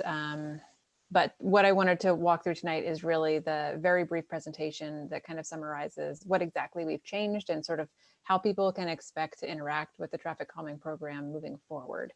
This is available on our website as well. So I will just jump right into it. Maybe, there we go. Okay, so first, just a quick recap again. Why are we changing this? We currently have a neighborhood petition that requires basically a neighborhood resident or sort of neighborhood champion to circulate a petition among their neighbors to get 1/3 of the neighborhood to support the request for traffic calming, to initiate a conversation with us. We've removed that petition because we do recognize that this creates some inequities for some neighborhoods, for some residents, whether it's time, language, any other barrier that just makes that a challenging process. And so we're kind of creating a more level playing field. Anyone can contact us with a concern about traffic on their street, and that basically initiates the process. As Chapin said, our program right now is pretty backlogged, so it takes many years to complete a project once we get a petition, and it currently moves just first in the system, first out of the system, and that's really the only threshold to navigate the process. One other substantial change is at the end of the program right now, we do use a neighborhood poll where we mail a letter to the neighborhood asking if they support the concepts that have been developed over a series of meetings with the neighborhood. And basically in that poll process, we're asking for 2/3 of the neighborhood to support it at that time. And if we can't get support for that poll, they're basically out of the traffic calming process and they have to wait 2 years before they could request starting up again. That whole process is sometimes one of the reasons these things do take a bit of time, because we try to have a really thorough process that's well supported by the neighborhood before we jump into a poll, because we want it to be successful. We don't want to get to a point where they have to sort of start over. So we've shifted away from that, and we're really using data to drive our decisions now. So we'll be looking at traffic speeds, crashes, truck volumes, and using that to inform the decisions about what we need to do for traffic safety. And that's really the traffic safety is kind of the paramount driving factor for what we're trying to achieve here, recognizing that if there's a problem with traffic on a street, we should really try to address that. So again, how is this different? Using data to determine the decision-making process. Second step is that once the street gets into a program, if they qualify for traffic calming, we're going to be looking at a suite of different traffic calming options that may be appropriate for their street, but we'll be trying to achieve a street design that is self-enforcing for traffic speeds. And so we're looking at our established city plans, both the walk bike plan and our transportation plan, that each identify target design speeds for different either types of streets or specific streets. And so we'll be referencing those establish plans to help us identify new street design to help drivers just self-regulate their speeds instead of relying on enforcement. And as I said before, this is all really prioritizing traffic safety. One big change is that we have removed the neighborhood enhancements from the program. Before, again, there wasn't really a threshold for getting in to advance any traffic calming improvements. And so since we've shifted and are really focusing on traffic safety, we'll see a slightly different program for how that is rolled out. With all of this, though, we're hoping that it is going to streamline the entire community process. We still expect neighborhood engagement along the way once streets get into the program, but it should be an expedited process to identify the solutions that will help us meet the street design goals and address the specific traffic safety issues that we're seeing based on the data. And I touched on this a bit already, but we're really solely focusing on redesigning our streets in this new program. So we've shifted away from neighborhood enhancements. There are still city resources available to enhance different neighborhoods. It could be street trees is something that we hear about, improved lighting, those sort of things. And so we're just going to basically provide resources for how residents can request some of those other enhancements that probably don't fit in the traffic calming program itself. So how residents kind of expect to navigate this program in the future. Again, anyone can just contact us with traffic concerns on their street. They can use See-Click-Fix. They can contact us directly through phone or email. Once we get that request, we'll start by reviewing the traffic data. We'll look at crash histories, which we use the state database online. We'll look at traffic data for speed conditions and to understand the percentage of heavy trucks that are using the streets. Depending on the time of year that we get a request from a particular street, there may be a delay in collecting traffic data if we don't already have it, because we can only collect that data in when snow isn't on the ground, basically. So that would be the only thing that could delay that initial review. If a street does meet those thresholds, we'll develop a traffic improvement plan based on the context of someone's specific street. And we'll have a neighborhood process to review those plans, and then it will get into the queue for reconstruction. Using some of our newer quick build strategies, we anticipate we should be able to make some changes in the near term to still see improvements before full reconstruction if we end up with any type of backlog or queue again. And again, if the data doesn't support traffic calming, we'll just share the available resources for how someone can pursue neighborhood enhancements separately. So again, this spreadsheet or this presentation is available on our website. Information on this new program, including the draft guide itself, are available online. And this is our DPW planning email address that anyone can reach out to us directly. I'm going to stop sharing my screen now to just take any questions or comments. And as Chapin said, we're not asking for a vote tonight, but definitely welcome some feedback before we try to wrap up this manual and start re-engaging the community about this updated program. Great. Thank you, Nicole. Councilor Stromberg, did you have anything? Not so much. Yeah, I really like the overall effort toward this. I think it's really important. I personally get a lot of feedback from my constituents because we're right in the middle of Maine and Pearl, and people use like Hungerford as a cut through, and just like, I don't know, just the downtown kind of like South Winooski up is kind of busy. So I hear a lot of things from people, and I'm trying to like kind of get them to engage more, not necessarily through me specifically, but more so like being able to report or kind of voice their feedback because they are ultimately living there where they're being impacted.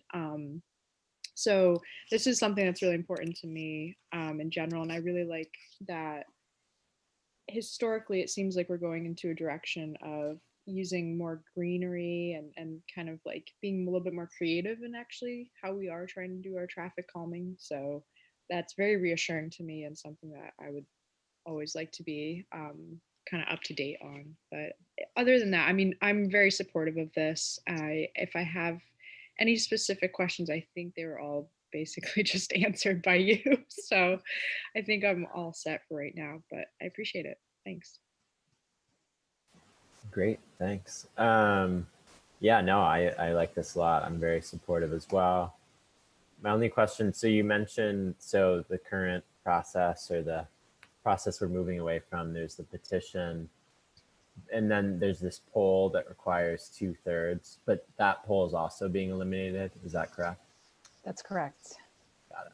Okay. No, I think it makes sense. I like the direction that y'all are moving with this. Any other thoughts from anyone on this? All right, great. Well, thank you, Nicole. Thank you very much. All right, we will move now to our final item, which is CSWD 195 to 201 Flynn Avenue. And I don't know if Franklin, the Chair Paulino, if he's gonna be able to jump in or not, but either way, let's take this on. Chapin and Lee. Thank you, Councilor Hanson. I did just hear from Councilor Paulino that they just got out of their other meeting and he has to develop findings, so it's unlikely that he will make it, but we can brief him. Got it. And I spoke with him and he gave me his thoughts to just share back, so I can do that as well. Great. Excellent. We posted a pretty chunky 4-page memo on this topic on the website. We'll review the wave tops here with you. This is a very complex issue. There are 2 issues that are intertwined. The first issue is the level of service at 339 Pine Street, which is the existing drop-off center for Chittenden Solid Waste District. Currently, they are of the opinion that the only way they can operate that small and constrained site safely is opening it only for compost, food scraps, and are doing that a few days a week currently. The other issue is long-term 195 to 201 Flynn Avenue and the use of that parcel, which CSWD had purchased in 2001. For the purpose of moving their operations from 339 Pine, which back then was going to be impacted by the alignment of the Champlain Parkway to a location that would not be impacted by the Parkway. A lot of water has passed under the bridge since that time, and I don't want to go through all the details here. As we keep you up all night, hopefully you've chewed through some of the key questions in the memo. But fundamentally, at this time, we need to decide what we want to do with 195 to 201 Flynn Avenue. And there are 3 options described in the end of the memo. And option number 1,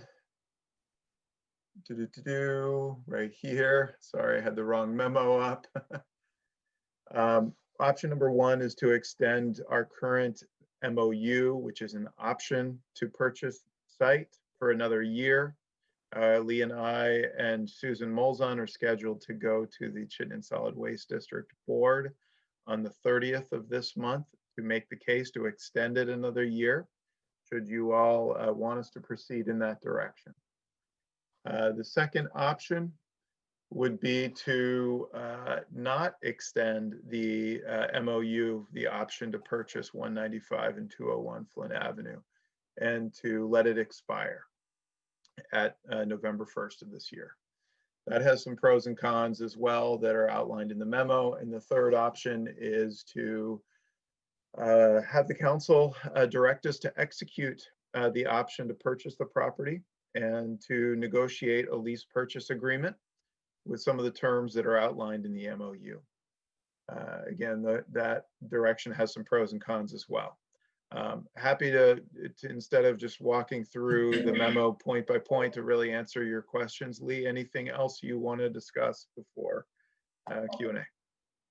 No, it's a lengthy memo. I think you hit all the important wave tops. I'm sure it's going to generate a lot of questions, and hopefully we have, a good response for you. Great. Thanks. Councilor Stromberg.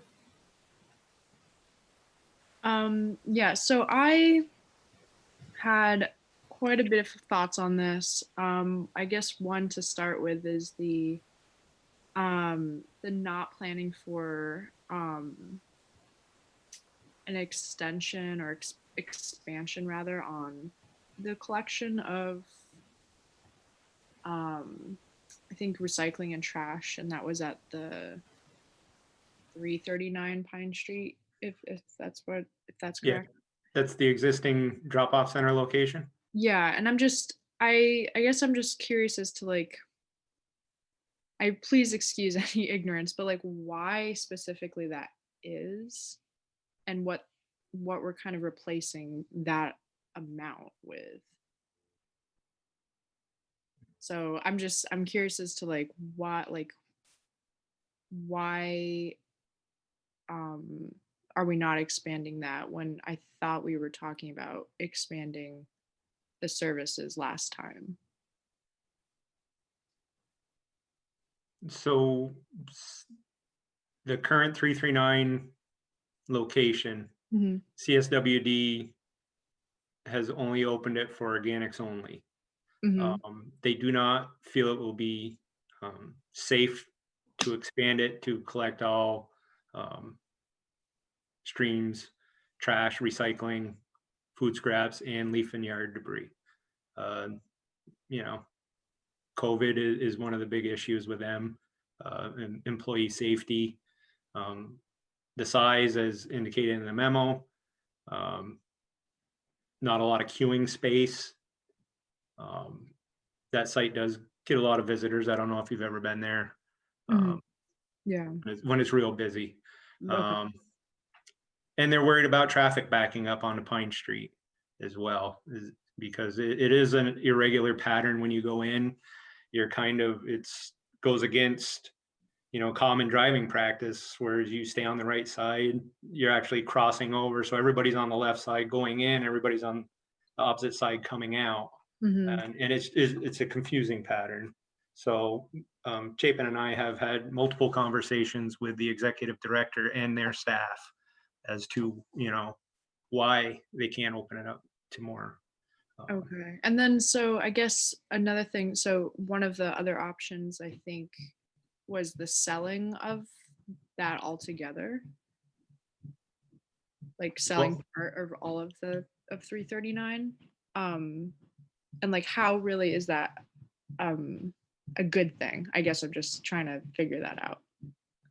So the city owns a fair bit of land, and the question is what land does it need to operate its programs and services and provide those services to the public. If we purchase this 3-acre site at 195-201 Flynn Avenue, 2 acres would be used for the drop-off center, and 1 acre would be made available for the city of Burlington for operations.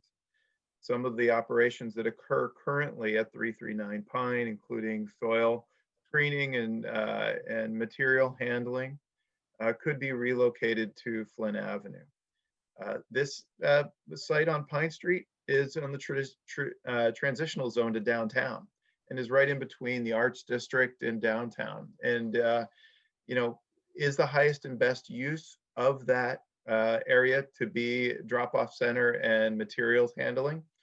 One of the challenges that site has is contaminated soils. But I think there's a higher and better use than what it's currently used for. It's currently used for that based on the challenges to redevelop the site and the existing uses. But should the council, given the budgetary challenges, need to look for innovative ways to raise revenue, we should be looking at what city assets we need to operate and what city assets we might be able to find a new use for that adds to the tax base or vitality of the city. Okay. And then I guess another thing is too, like, so I totally understand the concern behind COVID. But I feel like we're making like a lot of long-term decisions based on something that hopefully isn't like gonna be lasting this long.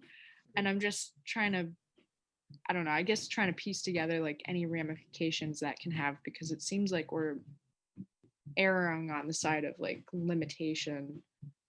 We feel the same way. Yeah, I'm sure. You know, it's like I said before, we've had multiple conversations, and it always comes back to the safety aspect of it, and you know, the size, you know, over many years not being you know, the appropriate size for a drop-off center. You know, it just lacks all the, you know, modern amenities, if you want to call it, of a modern drop-off center. There's no tipping walls.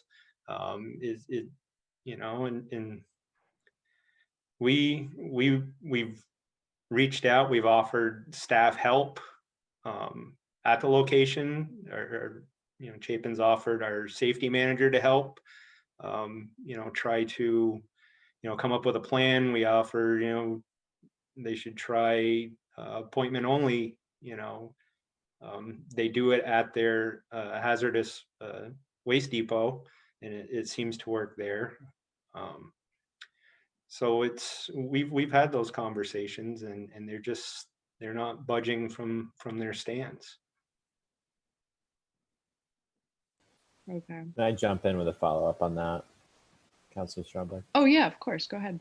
So just to be clear, and just so the public's clear, my understanding is the administration has publicly urged CSWD to reopen all three, right? So we believe that it can be operated safely. The transactions are short in duration. They are outside. It's a gated facility, whether it's by appointment or by limiting the number of vehicles in the site. We believe that there's a way to safely manage that operation for a limited number of items. We don't expect them to handle all the specialty goods, but the big four are trash, recycling, compost, and yard waste. right. So we've been advocating that. They've said no. And we are in part, I mean, we are one of the members of, at least we have seats on their board. I mean, like, who has the authority to compel CSWD to do that in a scenario where, you know, we're asking and they're saying no, but could the board compel them to do so, or? We can certainly explore that strategy for many votes other than financial votes. It's a weighted voting system, and Burlington has more weight due to population than many other communities. We need to get a number of other communities to support this direction.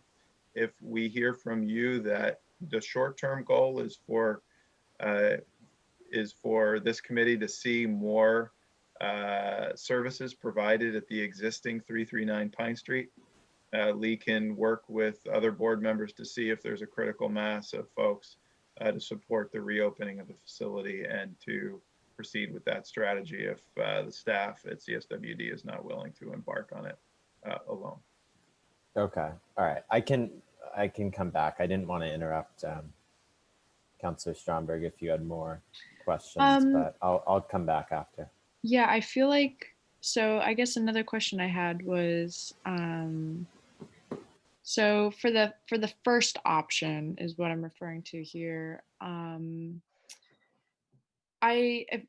For me, I guess it's a little strange that the Parkway, the Champlain Parkway has like, it's kind of contingent with like our decision to like move forward or to not move forward now on this. And I'm just wondering, like, so do we need another year of progress on the Parkway? Like, I guess so, but I also don't know what that means, because we already kind of approved to move forward on what that plan was. So I'm just curious, like what the actual ask there in terms of the pros is. Like, what are we looking at in terms of actual improvement to that with an extra year? Right. And you don't I have to think- go into the details of like, No, yeah, I know it's a big project, but sure. I'm just I think curious. fundamentally the issue is this. The Parkway provides direct access to and from the drop-off center without having to enter neighborhood streets. So for all the trucks that service the drop-off center, and this drop-off center is proposed to be expanded from the size and scale of the existing drop-off center, that having traffic, both private vehicle as well as the commercial vehicles, be able to access this facility without going through residential streets in the south end. We're already feeling burdened from an increased number of projects, whether it be City Market or Higher Ground or what have you. This is yet another kind of threat to quality of life, as is seen by some in the south end. So the thought would be that if we extend the option another year for $17,000, and the Parkway is either under bid or under contract, that gives the residents a kind of higher degree of comfort as they're exploring this drop-off center, to understand that they're not just asking trucks to drive by their home. Okay. I feel like I have a follow-up to that, but I don't know. I'll hand it over to Councilor Hanson and I'll collect my thoughts. Thanks. So Councilor Paulino, when he let me know that he wouldn't make it and asked me to chair, he just asked me to just share with the committee that he is supportive of option 3. So I just wanted to share that, which he had asked me to share. So does staff have a preference between the 3 options that you would want to share with us, or no?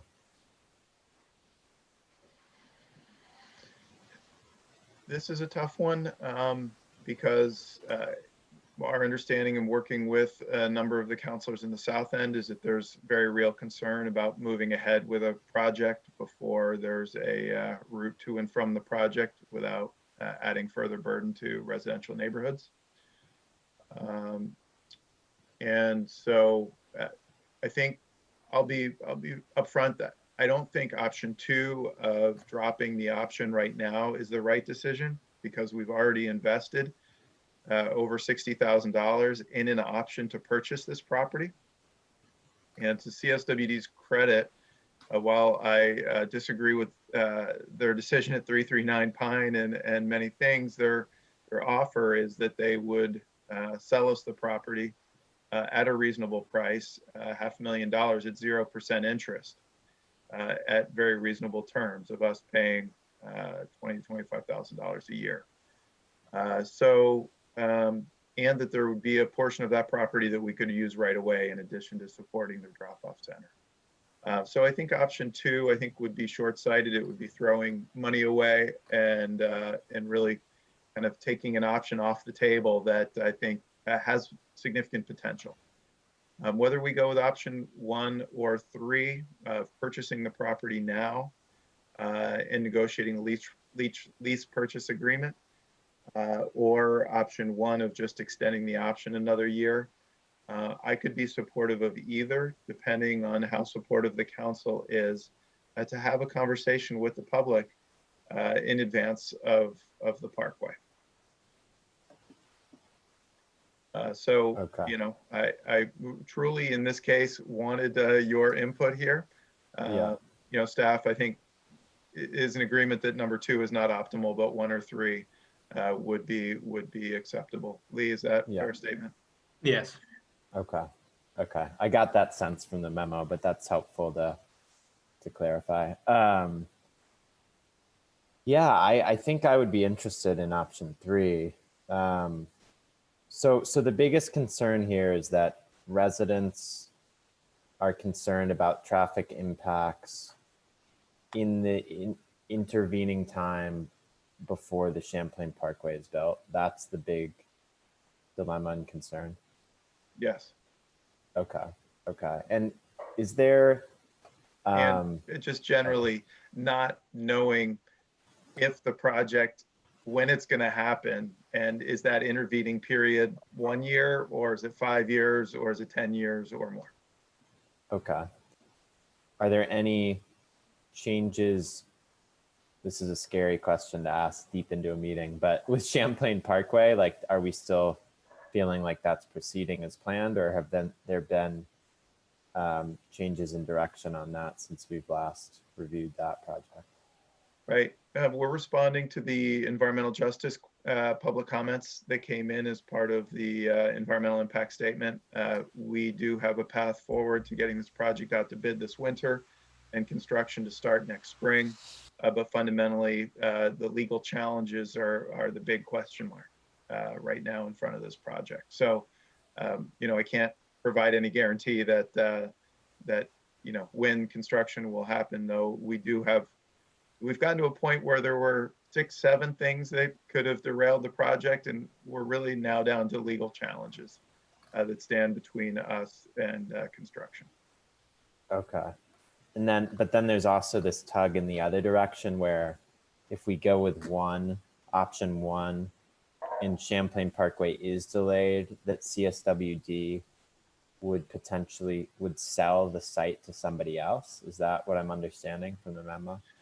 Yeah, if we extended the option another year and there was not enough progress on the parkway, my assumption would be that it would be the kind of motivating factor for us to act to purchase the property. And that we would need to understand that, you know, we've asked for 5 years of an option, and CSWD has agreed not to sell for 5 years. There is a significant constituency among staff and the board at CSWD that they're tired of holding this property, which is now they've held for 20 years. And I can understand that. So I think if we went option one, we would still, after a year, had the parkway not progressed, have an option at that point to negotiate the lease purchase agreement at that point. Okay. All right. And in that MOU, we do have a right of first refusal for the property at a fair market value. Okay. All right. The challenge is fair market value may be far north of what we currently have the option to purchase the property at. Okay. Okay.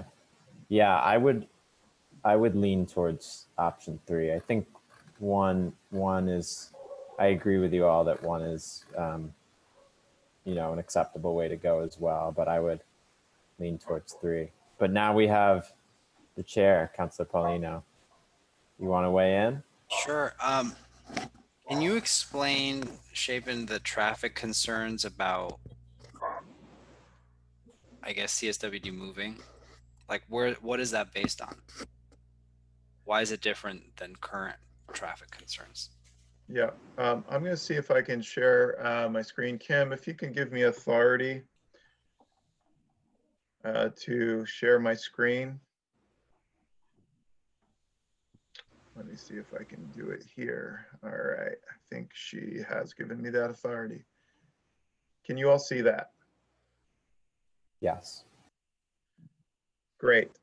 So the 195-201 Flynn Avenue site is highlighted with a star in the top of your screen.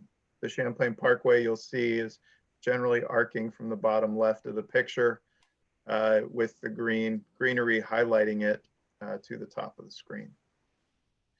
You should be able to see my cursor too. So cars and vehicles coming off the Champlain Parkway at Flynn Avenue would turn left here by City Market and get to the drop-off center without passing by any residential home. Without the parkway and this expanded facility, Councilor Paulino, this would be somewhat larger than the existing facility on Pine Street with tipping walls and probably a more regional destination as Shelburne or the southern section of South Burlington. Neither of them have a drop-off center. So with the Champlain Parkway, it's my expectation we'd get more traffic to this location from the south. Without the Champlain Parkway, all traffic here would have to go down Flynn Avenue and into this residential neighborhood and either travel down Flynn to Shelburne Street or travel through these residential neighborhoods and up Home Avenue, which is also residential. So the concern is that this expanded facility will be yet another traffic impact above City Market, above higher ground, above the increased vitality of the south end. And without a guarantee of the Parkway, residents are skittish.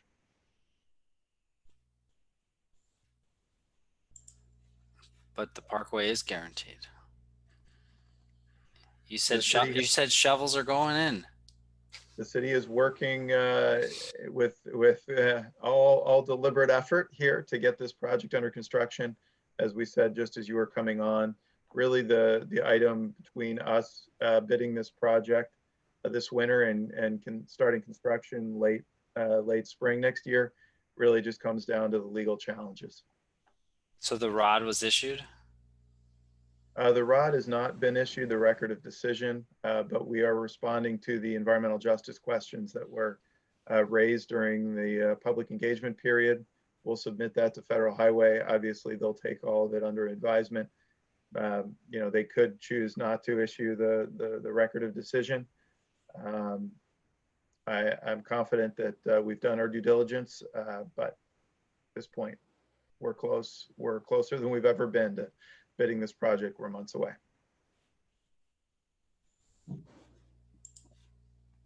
I had one more question that I don't particularly know how to phrase well, so I'm just gonna go and spitball it. But I recall the rail yard enterprise having multiple designs, one of which was not considered due to costs.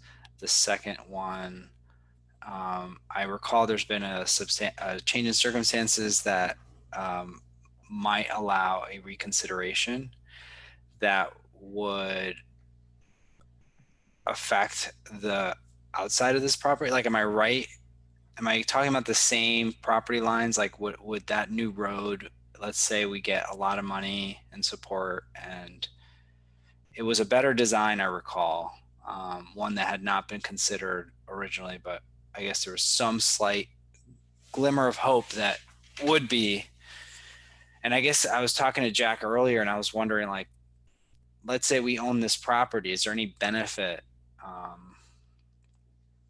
to having essentially a better parkway? Really? I mean, that's really what I'm talking about. We can call it whatever it is, but I see it as all the parkway. Yeah. Am I making any sense to you as to what I'm?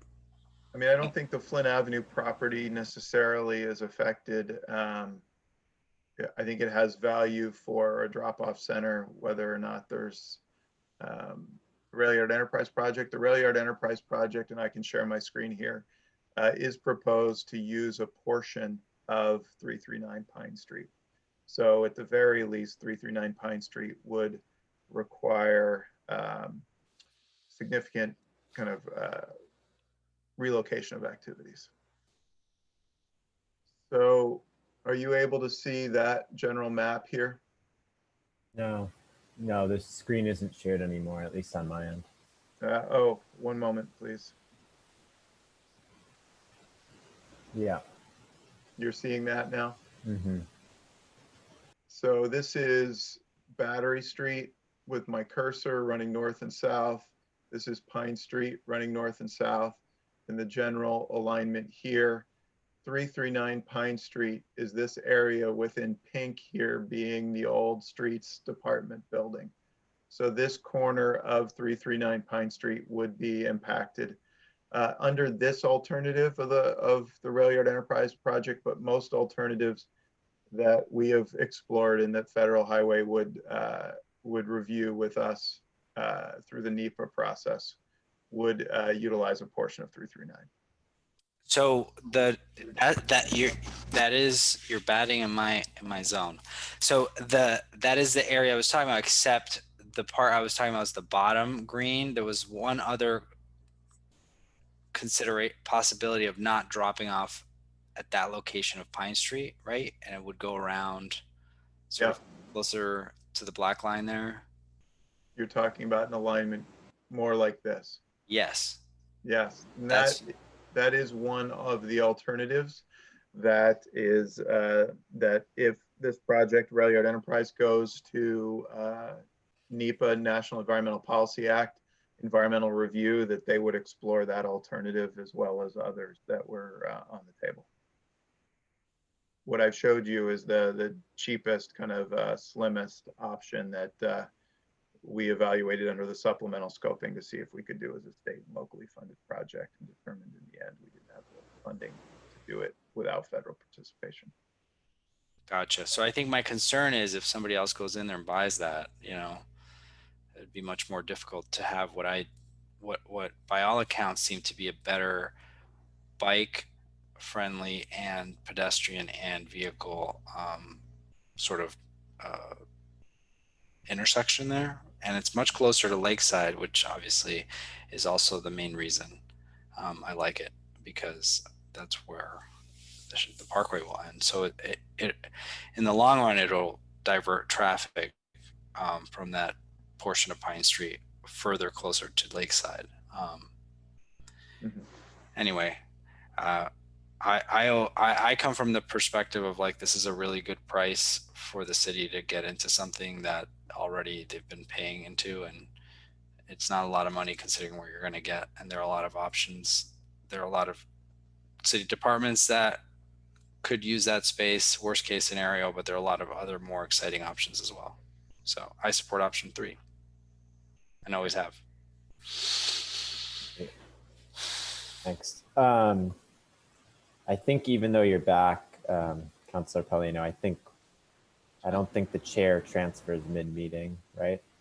Fine. I don't mid-item, definitely not. I like how he's like, it's fine, it's great, it's fine. we're all chair. So the cost would be, it would be 20 to 25,000 per year to pay the $400,000 zero interest loan, essentially. Yes, it is 20 or 25, and Lee could take a look at it. I think it's 25 a year. Okay, and is there where would the funding come from? It would come from the general fund, likely the capital budget. And obviously right now, finances are incredibly strained. We have been paying $17,000 a year. So the additional funding is nominal. Got it. Got it. To start paying on the lease purchase agreement. Got it. Wait, sorry. No, you can jump in. Yeah, Okay. Go ahead. Thanks. Sorry, I just didn't want to interrupt.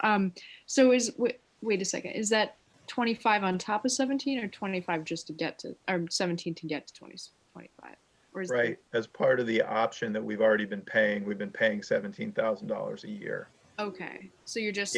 If we drop the option and sign a lease purchase agreement, then we stop paying $17,000 a year and have to start paying, I think, $25,000 a year. Okay. So that's just an additional like 8,000, right? Correct. Okay.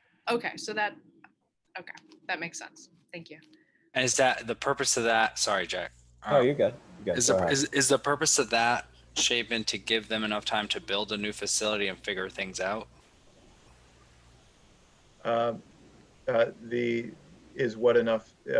Signing the lease purchase agreement? Right. Like with the understanding it's going to happen in the future, like kicking it down the road as opposed to something happening sooner. The option is the kicking the can down the road to preserve the opportunity to buy, but not to buy. Once we sign the lease purchase, we're basically saying we're buying it. Right. We're paying for it little by little over these 20 years. And then we will own the parcel outright at that point. So. Okay. You got more, Councilor Paulino, or can I? just to keep following up on that. So the option, and if we extend that another year, does that money go towards, you know, a lower cost or anything? Or is that essentially all we get for that money is the potential option to buy in the future? And yeah. Right. The 17,000 per year does go to the purchase price should we, at the end of the option, decide to enter into a lease purchase agreement. If we do not enter into a lease purchase agreement and want to walk away, we would lose the 5 years of option payments, which are around $85,000. Okay, so then this number one of doing one more year of it, is there a cost saving of number 3 over number 1, or with number 1, if we do purchase, is it just the exact same? My understanding is that yes, as long as we purchase at the end of the option period, the 17 that we would have to put forward this year would count towards the purchase price. Okay, all right. That's really helpful. I guess my only other question would be, from your perspective, your opinion on this. Say the Champlain Parkway is delayed another 2 years, 3 years, 5 years, and isn't completed until that time. If we knew that now, would option 3 still make sense or no? Like would that change your opinion on, I know you said 1 or 3 are both kind of acceptable to you. Right. If we knew that, would that shift your preference in one direction or another? It's a good question. I think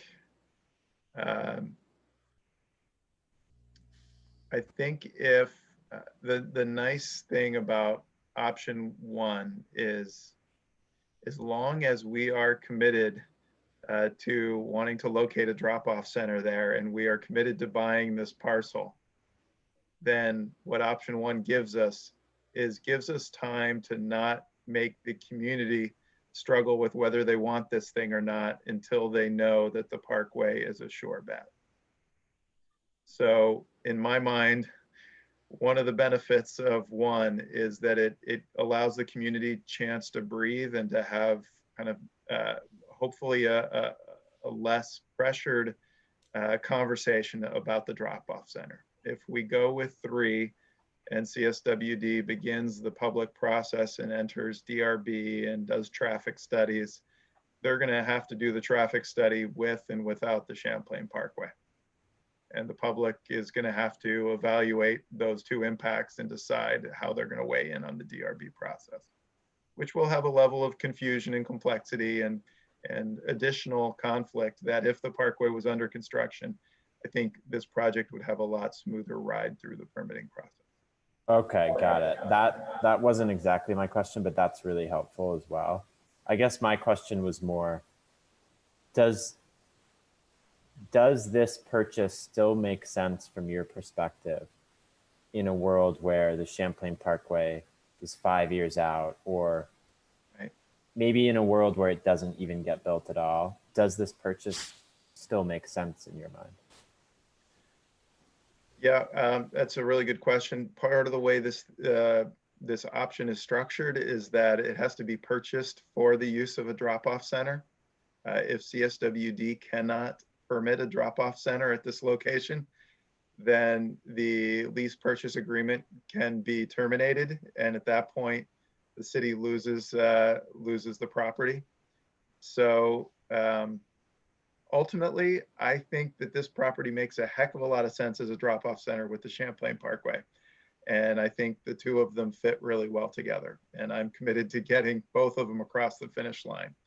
I think ultimately, if we were to purchase the property and the parkway were not to occur, the community would have to decide whether or not they wanted a drop-off center. And if they didn't want a drop-off center, basically, at that point, CSWD, not being able to get a permit, would be able to just keep our option payments to date and walk away, which in the end, I think would be an unfortunate option, but that reasonably, I think the community should have a voice in, the future development of the South End, and if the optics, if the infrastructure changes, i.e. not doing the parkway, which I doubt would occur, but if that were to occur, then, this drop-off center may not get developed.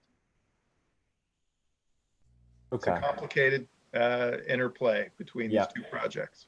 Yeah, no, this has all been super helpful. And I actually, after we've now kind of worked through all this, I prefer option 1, actually. I was kind of initially 3, but it seems to me that 1 is, we don't lose any money compared to 3. Maybe there's a little more of tension because, we continue to extend for 1 more year, but I think given the different possible scenarios and outcomes, I think in my mind, 1 is the best option. Other councilors? So I had one question, but I am ready to vote, and I think Chapin put a compelling argument that 1 is a no-brainer. So despite my own beliefs, but I do have a clarifying question, which is, you're saying we won't own it for 20 years. So the parkway will be completed in like 5 once it starts, 3? 2. Yeah. So, 20 years, we're talking about traffic patterns 20 years from now? Right. It's a bizarre agreement. Basically, the lease purchase agreement, once we start on the road of agreeing to purchase it, we have this 20-year purchase period. But in essence, we're controlling it. We sublease it to CSWD to operate a drop-off center. So in year 2, they could have a drop-off center in the lease purchase agreement, even though we haven't fully purchased the property. I think this agreement is just a no-brainer. It's a 0% lease. So I think my inclination to support 3 was this agreement is a no-brainer at $500K and a 0%. Like, why wouldn't we take advantage of that? But you're right. 1 is a no-brainer because they're going to reduce the price, reduce that payment off the price anyway. So if we wanted 3, we're paying less for a year, and that amount is still being deducted from the purchase price. So it's a no-brainer. So I'm done. And the payment is $25,000 a year. Thanks, Lee. If we actually went ahead with the lease purchase. For the lease purchase. Not to throw another wrench in it, but I just remembered from earlier in the conversation, is it true that there is a risk on number 1, you wait a year, that they're gonna ask for more than 400,000 and or a higher interest rate? The option in the MOU states out the terms. And so if we continue the MOU for another year and it's valid, then those terms stay valid. Okay. I think where things start getting sticky is either the MOU falls apart, which point I'm confident they'll sell the property, if we do exercise the lease purchase, but the parkway's not built and they don't get a permit for it, they're going to walk away and revoke the lease purchase agreement and basically take our option money and walk away. So, my thought is, we don't, as frustrating as it is at 339 Pine Street, we do share the same vision of wanting a modern drop-off center. And as such, we want to set that process up to best succeed. And I think in the end, option 1 is probably the process best to succeed, because starting a DRB process with parkway uncertainty just seems to add, a little bit more complexity and risk and tension than we would hope in a year to have.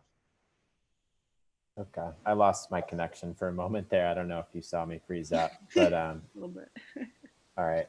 Do other councilors have additional questions or comments? All right. I think we should move to a vote then. So does someone want to make a motion to direct I guess it would it be Lee, because you're going to the board of directors, or who are we asking to take action right now? I think if you just asked staff, Staff whether in it's general. myself and or Okay. Lee, that would be fine. Okay, so if someone wants to make a motion make it. to direct DPW staff, go ahead. So I'll make a motion to direct the Department of Public Works to take next steps regarding 195 to 221 Flynn Avenue, and specifically to give the CSWD Board of Commissioners an update on the progress of the Parkway project, and to have the CSWD Board extend an option for another year consistent with the terms discussed in the memo. After second, I don't need to speak. Second. Okay. All right. Was that a second? Yeah. Okay. So, all right. Motion's been made. Second. Any additional comments? And I guess my only question is, so the point that I brought up earlier about trying to compel CSWD to reopen the current drop-off center, does that interplay with this at all, or is that a separate? I mean, I can see by your face with your answer, but if you want to try to articulate. Yeah, you know, CSWD is a solid organization that does great work, and they have helped us in many ways. They help our biosolids contract of how we dispose of the biosolids from our wastewater treatment plant. They assist us with the community cleanup fund to get rid of mattresses that are left on the side of the road. That said, I fundamentally feel like the decision they've made at 339 Pine Street is the wrong decision. And I'm hopeful that Lee and I, with the tact that we can muster, can have an honest and open conversation with the staff and the board to express, on one hand, our appreciation for their work and for our ability to move ahead on Flynn Avenue, at the same time having a reasoned disagreement and continue to push them on 339. Okay. All right. Thanks. Yeah, I just, to our discussion earlier about that, like I would, if staff or the administration feels that it's helpful for the council to weigh in some way, or the chief to weigh in, I for one am certainly open to being helpful if we can within kind of that negotiation, because I think it's really important for the community.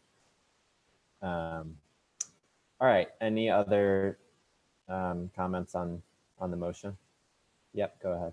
So to that point, Councillor Hanson, should it be friendly to the maker and seconder, you could have a two-part motion as Councillor Paulino laid out, as the first part, and the second part being to direct staff to push for the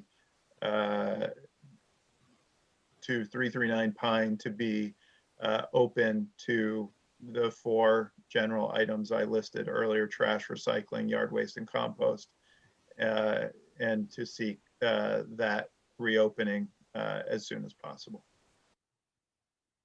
Okay, great. Would either councillor like to make that amendment to the motion? You're muted. I would amend my motion consistent with Director Chapin's representation regarding reopening of the site for trash, recycling, and compost. Well, it's already open for compost, but. And leaf collection as well, right? Yeah. Great. Second. There's a motion. Second. Okay. Any discussion on that? All those in favor of that amendment, say aye. Aye. Aye. All right. So we now have amended that. Are we ready to vote on the underline? Well, one quick question on that. Sure. Chapin, does it make sense to include a sentence that something like the city's still very much interested in continuing to consider the lease purchase? Does it make sense to include something like that? I think we're good. I think the MOU indicates a strong desire to purchase the property and to share with CSWD the future drop-off center. The whole reason for the MOU is to achieve the drop-off center. We've said we want it. I think we're good. Okay, great. I'm ready to vote. Excellent. All right. All those in favor, please say aye. Aye. Aye. All right, that passes unanimously. Thanks for walking us through a complicated issue, as always. Thanks for helping us think through it. Thank you. All right, great. So now we go to the director's report or update. I'll be exceedingly quick. There's one additional item that we want to bring to your attention, which is there is a VTrans grant coming up for bike and pedestrian improvements. We've applied in the past for the Intervale Road shared use path. It would provide access from the Riverside Avenue shared use path down to the Intervale and all of the trails and activities down there. It requires a local match. It does not require a vote or a public forum of a public body, but I did want to make public awareness that we are intending to apply for this. And one of the questions that they ask is, are we prepared to maintain it? So I just want to make clear to you all and have you express any concern if you do, that our full intent is to apply for this money, and if we receive it, to construct a facility and maintain a facility connecting the Riverside Avenue path down to the Intervale. That's great. Sorry, Great. that was. I agree. Councilor Paulino, anything? No, I was like trying to imagine it in my mind, and now I realize what you're talking about. You're talking about in front of, you're talking about on Intervale Ave, like down the actual, like Gardner's. Yeah. Yeah. And that's Intervale Road, not Intervale Ave. I feel like a lot of people have been promised that, actually, so. That's pretty great. Yeah. That's awesome. Great. Anything else, Director Spencer? Okay. All right. So then we'll go to our final item, Councilors updates. Do folks have anything they wanted to share or ask? Not at this time from me. Thank you. Franklin, I see you smiling. You're good. I'm laughing because I'm so, it's been a long 2 days. Yeah. So it's hard to think about an update because it's all continuous. Yeah. I always have something, I feel like, in these ones, and it's usually the same things, which is, are there any updates on Colchester Ave or Winooski Ave? I don't know if Nicole's still here or not, but. I don't believe she's here. I can give you a quick update on Winooski Avenue. I can't give you an update on Colchester just because I'm not up to speed on that. Winooski Ave, we are still moving ahead with October installation of the downtown improvements as recommended in the corridor study. That includes the 4 to 3 lane reconfiguration from Pearl to Main. We got DPW commission approval last Wednesday for the parking and the one-way traffic designation that will continue the bike lanes from Main to Maple, where they connect with the existing bike lanes. So at this point, we have a contractor under contract, and we are trying to fit this in the latter part of October once the commission's actions and ordinance become official. It's tight.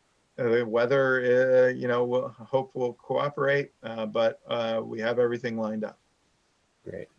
And is there, I've asked this in the past, and I know there's been some staff has been a bit overwhelmed to undertake this, but is there any sense of when we're gonna get the process rolling for North Winooski Ave? Because we still have to undergo that committee process, that whatever we're calling it, special committee, joint committee. Right. As part of the resolution for the Winooski Ave corridor study, the council directed us to undertake a parking management plan in the Old North End prior to implementation of the plan's recommendations.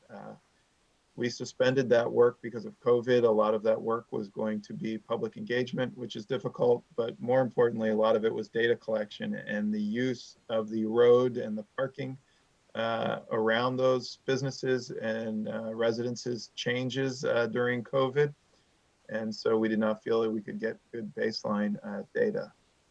We have secured a consultant to do the work. There may be some baseline kind of field study work that we can get them moving on. So we're open to the discussion about when the right time to restart that process is. We really want to do it in a way where people can fully participate. No, that, yeah, thank you. And that all makes sense. The only thing I would just urge again is that there were amendments made on the final night of the vote, which was that this joint committee would be formed to define the parking management plan. So there is this intermediate work that I think can and should be taking place now, which is assemble that committee and have them start to define what the parking management plan is. I think now is a time where we can have that occur.